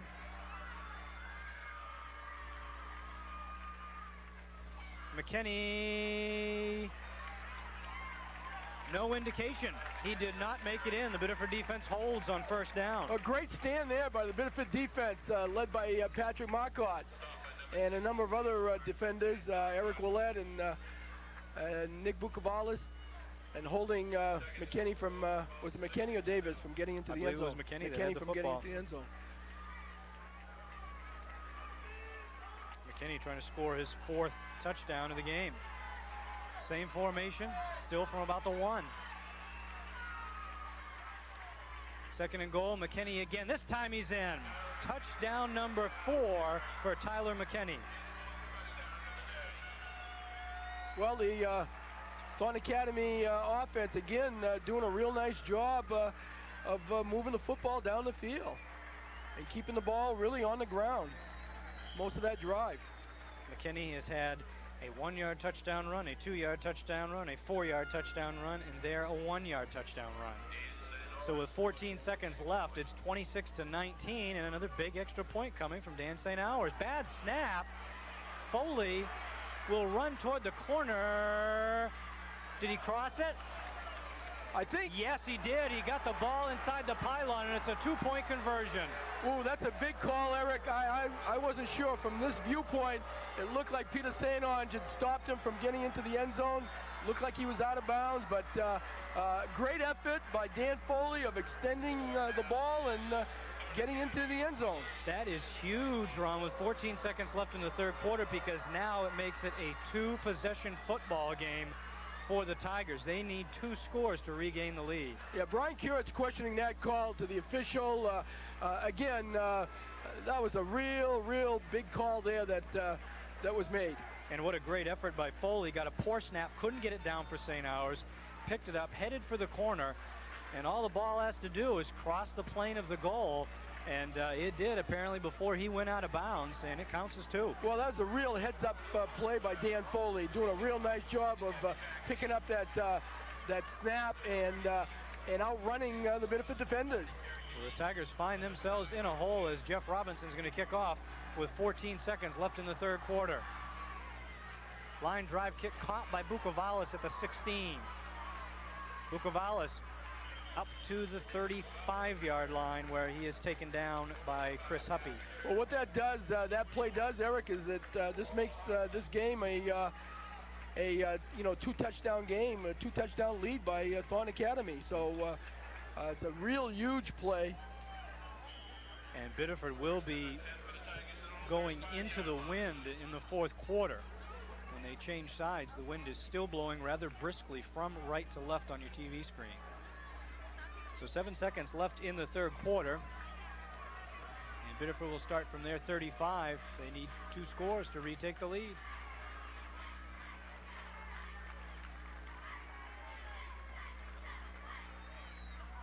Makos lofting it up for Ginn. He is triple covered, and that is intercepted by Jeff Robinson at the 25. Well, as you mentioned, Eric, he was triple covered, and there were 3 Thornton Academy defenders around Michael Ginn, and you know, that was a tough throw to make in that situation.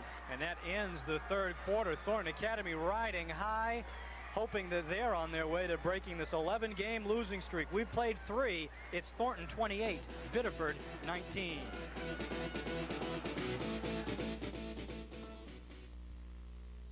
Need a place to rent? Call Realtor Marge McKenna at the G. Knapp Agency in Agunquit if you want to list or sell your property, servicing all of York County.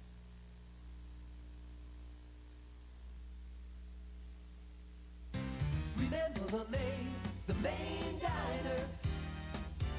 The down-home cooking and great atmosphere. The service that's friendly, quick, and sincere. For world-famous food like Grandma used to make. Remember the Maine, the home of clean plates. What's in the name? The main diner. Remember the main diner. All right, welcome back to Waterhouse Field as we start the fourth quarter. A big decision there by the Biddeford side, looking to throw the ball with the wind on the last play of the quarter, and Makos overthrows the football. Interception by Robinson. A big start to the fourth quarter, and Tyler McKinney rested, playing very well. And you got to like Coach Kiesel, what he said at the half. He's got 3 good backs. He's using them all, and a big run by Pat Davis early on, setting up Tyler McKinney's big football afternoon here from Waterhouse Field. Guys?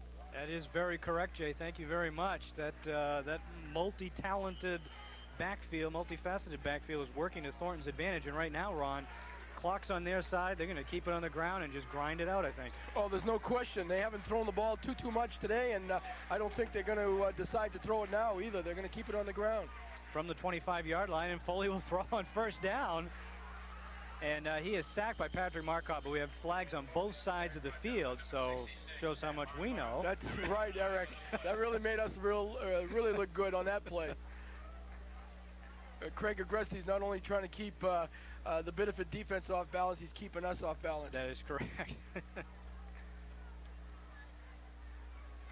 And we'll see what the penalty flags are all about. As you mentioned, they're both on opposite sides of the field, so an illegal shift on Thornton Academy declined. So they will take the result of the play, apparently, which is a loss of 1 yard. So 2nd and 11 is what it brings up.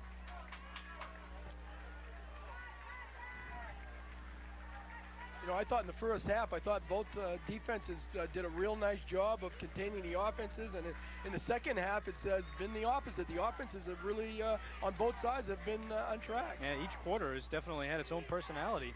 Foley gives to Davis, and Davis with a big hole. Davis tries to get around Makos, is tackled at midfield, and again, great production out of the fullback spot from Thornton Academy. Well, the offensive line for Thornton Academy is doing an excellent job of opening up holes for the fullback, and the Tigers right now are having a difficult time of stopping that fullback play.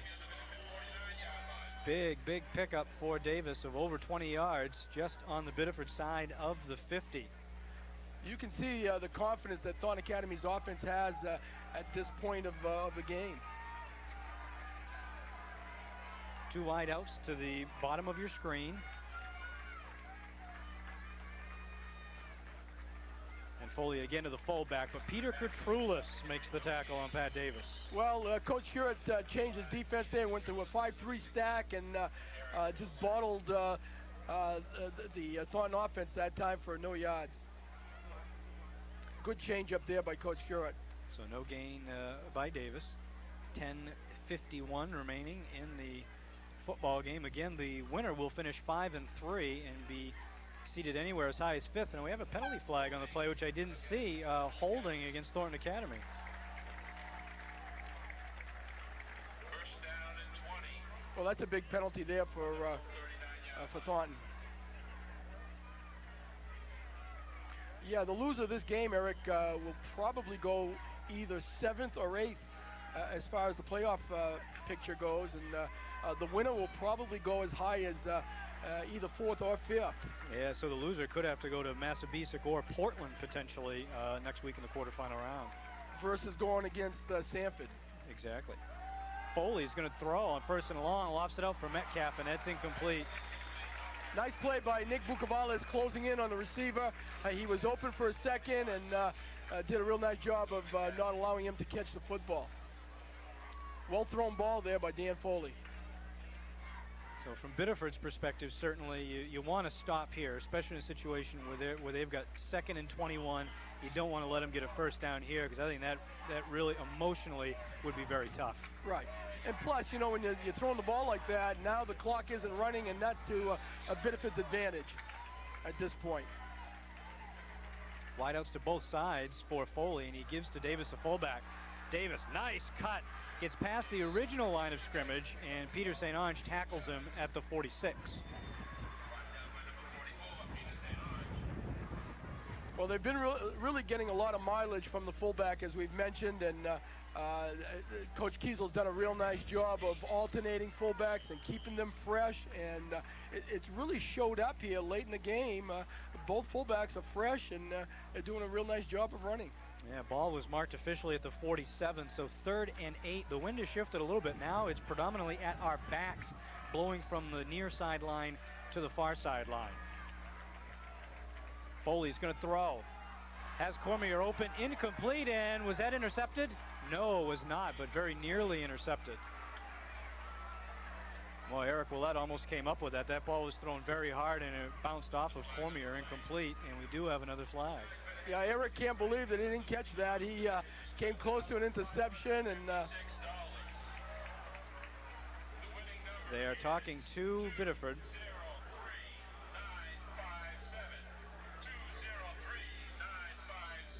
The illegal shift against Thornton is declined, and Jason Gadbois comes off the field, Ron, and that's a big loss for them. Well, he's got a bad shoulder, and this week in practice it popped out on him a couple of times, and that would be my guess that his shoulder popped out again.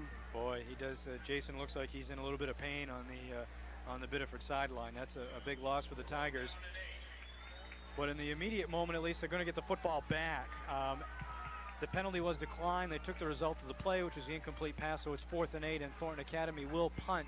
And the wind has shifted back around at Lowell's back, and Michael Ginn at the 6.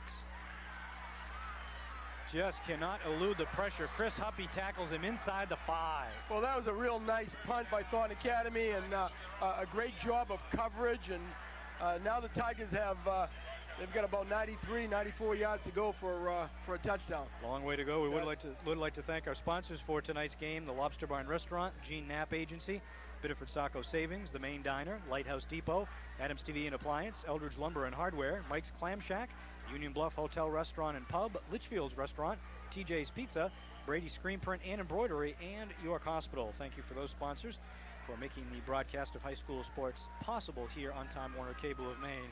Biddeford with a tall task in front of them. They will start from their own 3-yard line. Makos gives to Lizot, and he gets him a little bit of breathing room out to the 8, and we have a penalty flag. My guess here would be a face mask, Eric.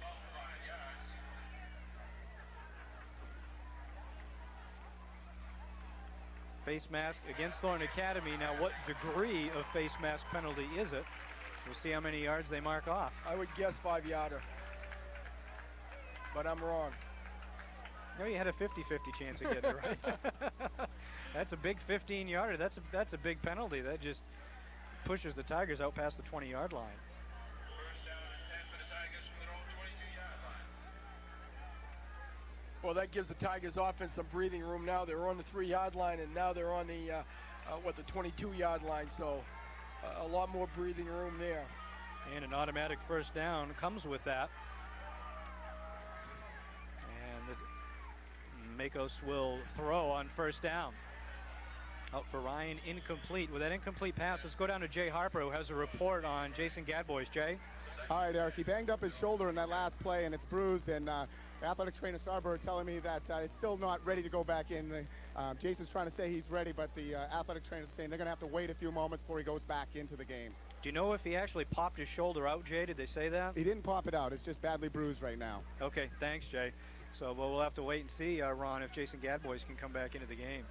Well, Jason's a tough kid, and he's all fired up while playing in this Biddeford Thornton game. I'm sure he doesn't want to sit out the rest of this game, so if there's any chance, Jason will be back, I'm sure. 2nd down and 10 after the incomplete pass for the Tigers. They go double slot with Ryan, the wideout, off your screen. They run a counter to Kerry Deneen. Kerry Deneen, nice move to the outside. Deneen has the 1st down and taken out of bounds at the 40.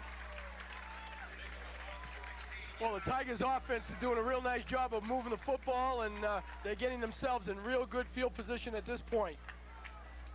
8:53 remaining in the football game. Biddeford still down by 2 scores, trailing 28-19. We've got an injured player, Eric, on the Thornton Academy sideline.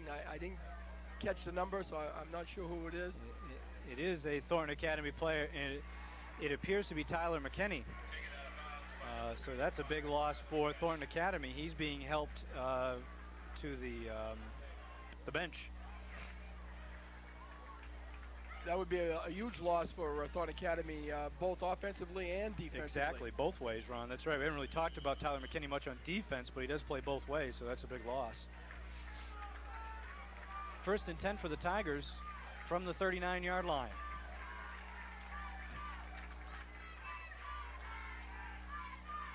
Here's Lezot, the fullback. Oh, and that's a great play by Stephen Skarks. Excellent tackle by Stephen Skarks. It looked like Jason was, John Lezot was going to gain a lot more on that play and did a nice job of tackling him. A gain of 1 on the play. Remember, both teams have a full complement of timeouts, I believe. And still a lot of time left in this game, but Biddeford has a lot of work ahead of them if they want to come back in this game. It's 2nd down and 9. Makos with the ball. Cannot elude the tackle of Davis. Pat Davis makes the tackle along with Frank Bailey, and Biddeford will have 3rd and long. Well, Thornton did a nice job there of containing D and not letting him roll out to the outside and get where he's very comfortable.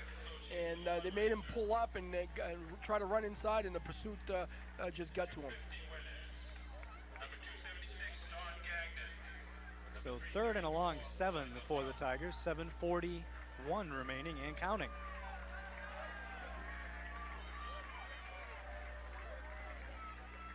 Bukovalis in motion. Makos for Eric Willett, and that's a 1st down. First catch of the day for Eric Willett, and it's a big one. Well, they ran a little dump opposite play action, and they threw backside to Eric Willett. And he's a nice big target. They did a nice job of completing that pass. So Eric Willett, 215-pound junior, takes that one down and extends the Biddeford drive. That's a huge 3rd down conversion.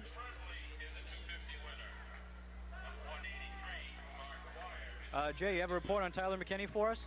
Yeah, right now, Eric, he's bruised the knee, but no cartilage damage. They don't think they're putting ice on it. They're not sure if he's going to be able to return, but no major damage at this point. So that's good news. Thank you, Jay. Nick Bukovalis catching the pass on 1st down up to the Thornton 25. A big play there for the Tigers.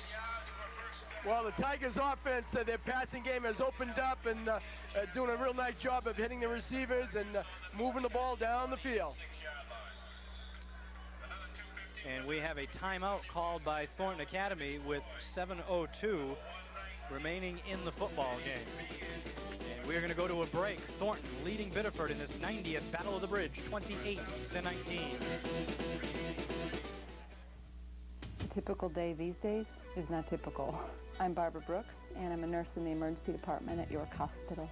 What I think makes York Hospital Emergency Department special is the staff. All of our doctors are board certified in emergency medicine. The nurses have certifications in emergency nursing, trauma nursing specialty. We can handle cases that are serious as well as Band-Aids and bruises. I'm proud to be a part of the ER at York Hospital. 28-19, 7:02 remaining in the football game. Once again, let's go down the sidelines to Jay Harper. Jay? Eric, if the way this shakes out with the Crabtree ratings, what the word we're getting, Sanford's going to secure up number 4, and this is all contingent on Cheverus beating Deering this afternoon. But if Biddeford wins, they get the 5th spot. If Thornton Academy wins, they get the 5th spot and would play Sanford.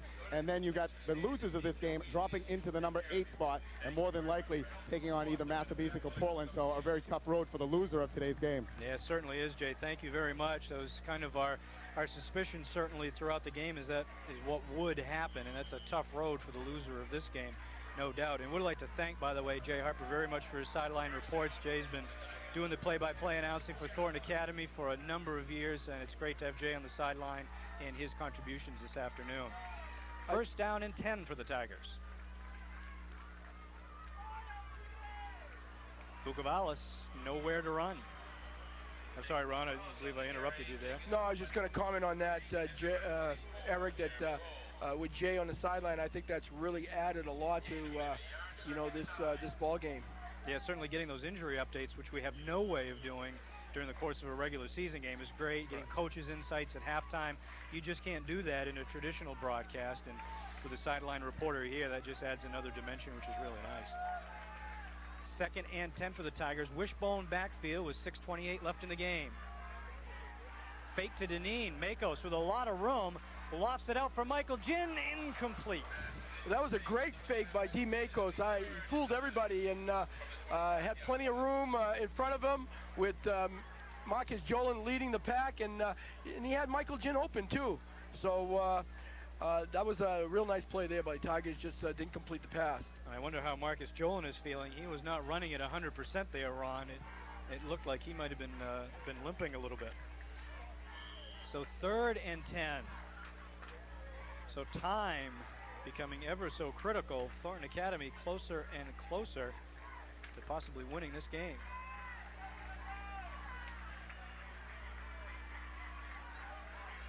Again, Wishbone backfield.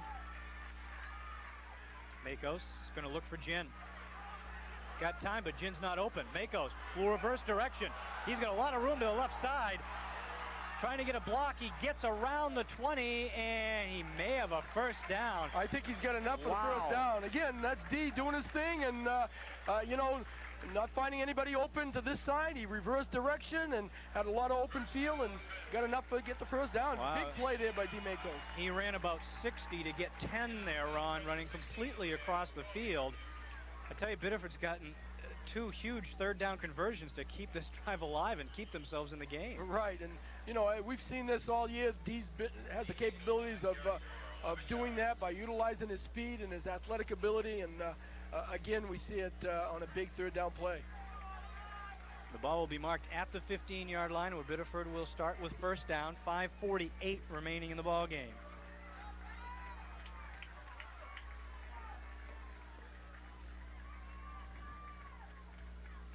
Fake to the fullback.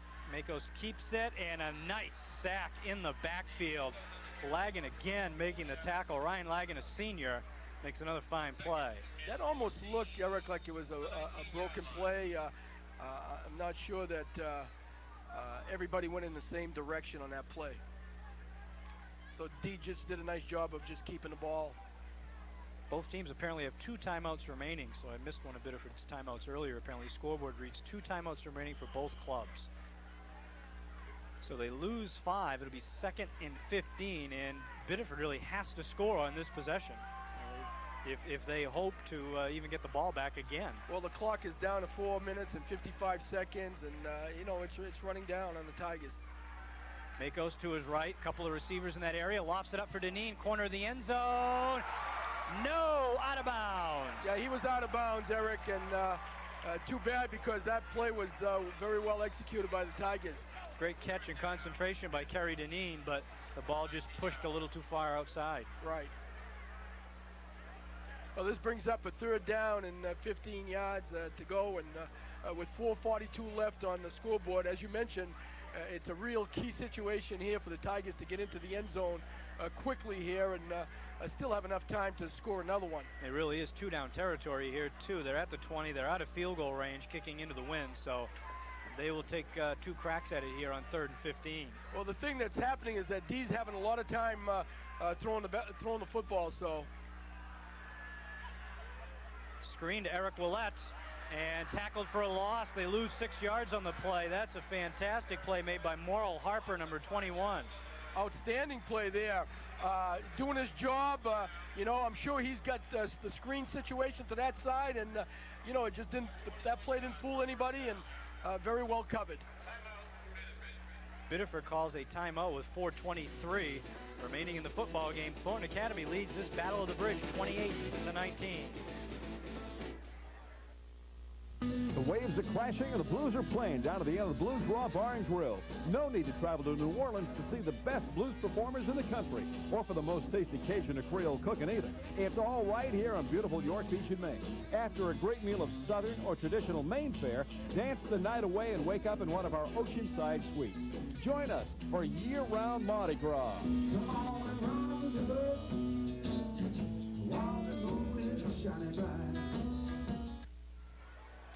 The Trojans with all the advantages here. You see the flag flying highly over the visiting stands. They lead it 28-19 with 4:23 remaining in the football game.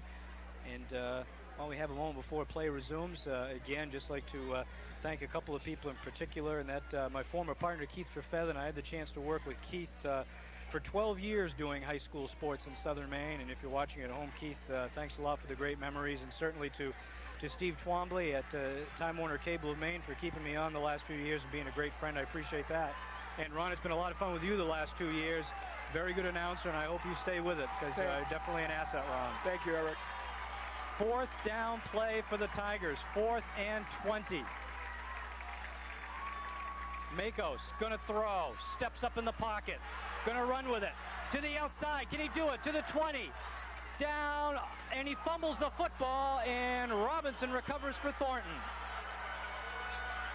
He was struggling to get to the first down marker and fumbled the football. Well, you know, D, you know, couldn't find an open receiver, and again tried to scramble, and made it exciting for everybody. So Biddeford turns it over inside the 20 with 4:12 left, and Thornton Academy in the driver's seat. And Tyler McKinney is back in the football game offensively for Thornton. And Danny Ryan just went in for D. Makos. I think D needed a break there. Yeah, he needed a little rest on that last play. He got hit pretty well. 5th Biddeford turnover of the game. Foley hands off to McKinney on first down, and Peter St. Ange tackles him. So now, I mean, now it's safe to say they're pretty much going to run the ball, Ron. I would, yeah. 4 minutes left. They're in that 2 tight ends and straight T backfield, and they're going to keep the ball on the ground. Biddeford does not use their final timeout here. They have 1 remaining. Thornton Academy has 2. What Thornton needs now is first downs to continue to mark time off the clock. And they are taking advantage of all of it here.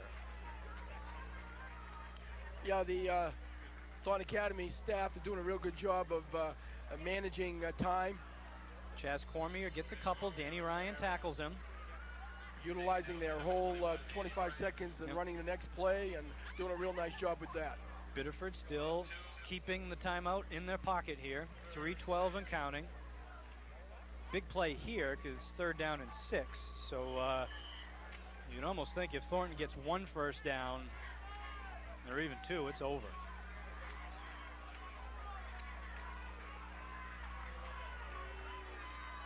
And again, Foley looks to the sidelines.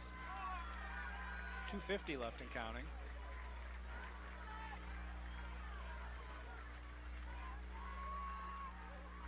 And they give to McKinney. Short of the first down, it's going to be about 4th and 4. And this is where Biddeford will use their final timeout. Well, it brings up a 4th down situation, and you know, we've seen it many times where the Tigers don't give up, and they've made some unbelievable comebacks. And I'd say in this situation here, they're probably going to rush the kicker and try to get a block, Eric. And who knows? Very possible. 2:32 left, I believe. We've got another report from Jay Harper. Jay. Yeah, Eric, that set right there, you see Dan Foley looking over to the sideline, the offense coordinator, Craig Agressi, holding a stopwatch, giving him the signal to go ahead and start to play, trying to use as much clock as possible.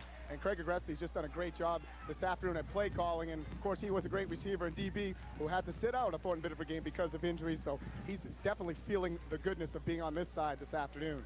Yeah, I definitely remember that when Agresti couldn't play in that game, Ron. That was a big loss for Thornton that particular year to not have him available for that game. Right. Craig was a real good athlete for Thornton Academy, an outstanding basketball player and excellent football player. And I remember that very well because he was in the same class as my son and wasn't able to play in the Biddeford Thornton game.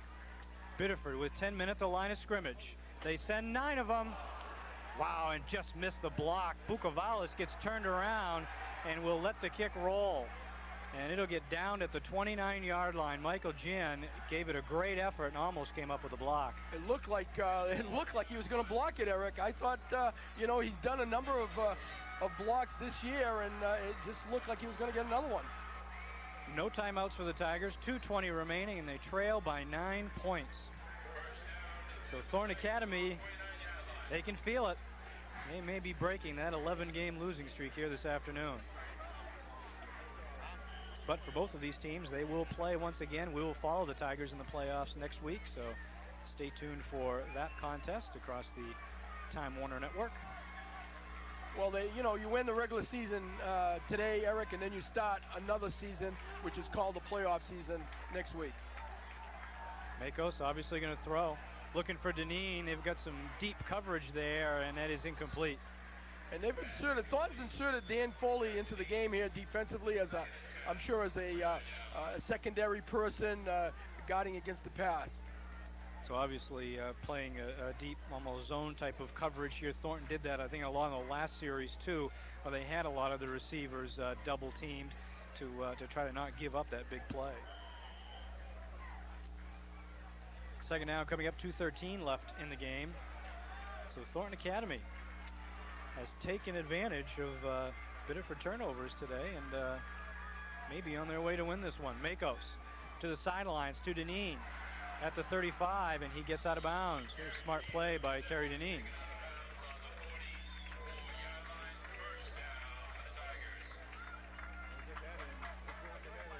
So a first down for Biddeford, stops the clock at 2:05 when he got out of bounds. Well, now nice job there by Kerry Deneen of getting as many yards as he possibly could and still step out of bounds and stop the clock.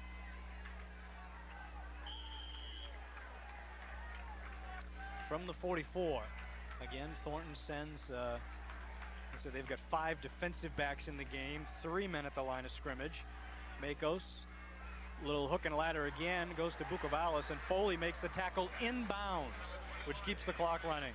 Well, again, we saw that play earlier for a touchdown, and again, it was well executed by the Tigers, but Thornton defensed it a lot better this time. Dan Foley doing a nice job coming up, making a tackle. 2nd and 5, 1:43 left. Bukovalis drops the pass.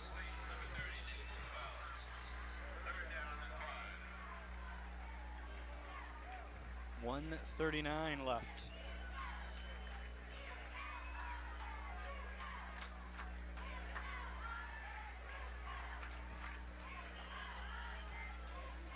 Third down and 5. Well, there's 1:39 left on the clock, and a big third down play here for the Tigers.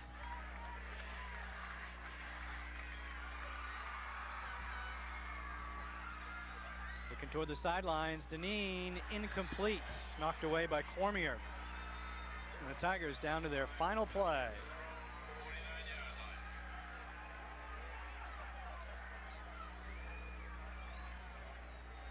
Well, Thornton Academy did a very nice job here this afternoon, Ron.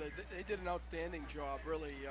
They came in this game with Dan Foley, not fully 100% and a little rusty, but as he got more reps, he showed his thing and did a nice job, and well-played game by both teams. 4th and 5. Makos to Ryan, falls incomplete, and Thornton can begin celebrating with 1:29 left.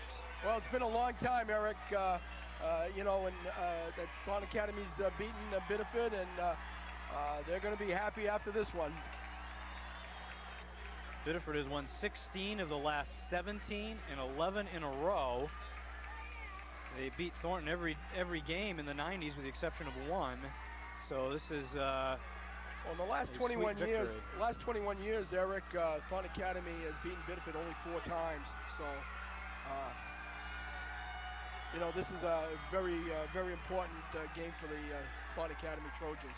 And a very well-deserved victory for Thornton Academy. Foley is just going to down the football. Biddeford with no timeouts, so the Trojans will run out the clock. So Thornton Academy may end up playing Sanford next week. They could end up playing Cheverus next week. Have to wait and see, but pretty certain Biddeford will get the 8th seed and either draw Massabesic or Portland, the #1 seed next week. They played very well against Portland a few weeks ago, and it had quite honestly probably their worst game against Massabesic early in the year. Right, they played extremely well against Portland, and they're very confident against Portland. You know, they think that they can play with Portland and knock them off. Very good possibility one of these two teams will be in the semifinals in a couple of weeks. One more play may have to be run by Thornton Academy. But again, thanks for joining us on our Game of the Week coverage. And of course, we'll be back for the playoffs next week, and we may try to grab an interview with Jay on the sidelines possibly as you see the Thornton crowd enjoying it as well they should. It's been a long time in coming. That is the final play of the game. So with about 15 seconds left, Thornton Academy breaks the 11-game, 9-year drought, and they will defeat Biddeford 28-19. The first time they've beaten Biddeford at Waterhouse since 1986. As the final seconds tick off, congratulations to Kevin Kiesel, his first game, first Battle of the Bridges head coach, and he wins 28-19. So Thornton finishes 5-3. Biddeford ends the campaign 4-4, and we are going to head down to the sidelines to Jay Harper to see if he can grab the coach for a quick interview. Jay? All right, Eric. I'm trying to get Coach Kiesel right now. He's a little wet. Coach, shaking hands with some of the Biddeford players. Coach, congratulations on the big victory this afternoon. What's your thoughts? Your first Thornton Biddeford game as head coach, and you come away with a big win. Hey, Thornton Academy's the hero today. We got so many heroes out there that they're all the heroes. It's Thornton Academy's day. The kids played hard the whole game, and right from the start, right to the end, we're all heroes today. It's a great job. It's a great win for us. Now, Coach, you talked about using all your backs today at the halftime with me, and that certainly paid off in the second half. Pat Davis had a huge second half, as did Tyler McKinney. Yeah, we want to keep them fresh because they're playing both ways, and we want to make sure that they can stay healthy and fresh for the whole game. So we try to rotate them as much as possible. All right, Coach, congratulations. Go enjoy it. All right, guys, back up to you. Jay, thank you very much. Jay, very commendable job this afternoon. We certainly appreciate all of your efforts on the sidelines. Again, the final score 28-19 in favor of Thornton Academy, and the better team won here this afternoon. Ron Thornton made the plays when they had to. They capitalized on Biddeford mistakes, and they end up 5-3. Congratulations to them. Yep, very well played game, and again, Thornton Academy came in here and did a real nice job. They stayed with their game plan and just did a great job. Yep. Yeah. All right, we're going to take a quick break, and we will come back in just a moment. Again, the final score, York Hospital scoreboard. Thornton Academy wins the Battle of the Bridge over Biddeford 28-19.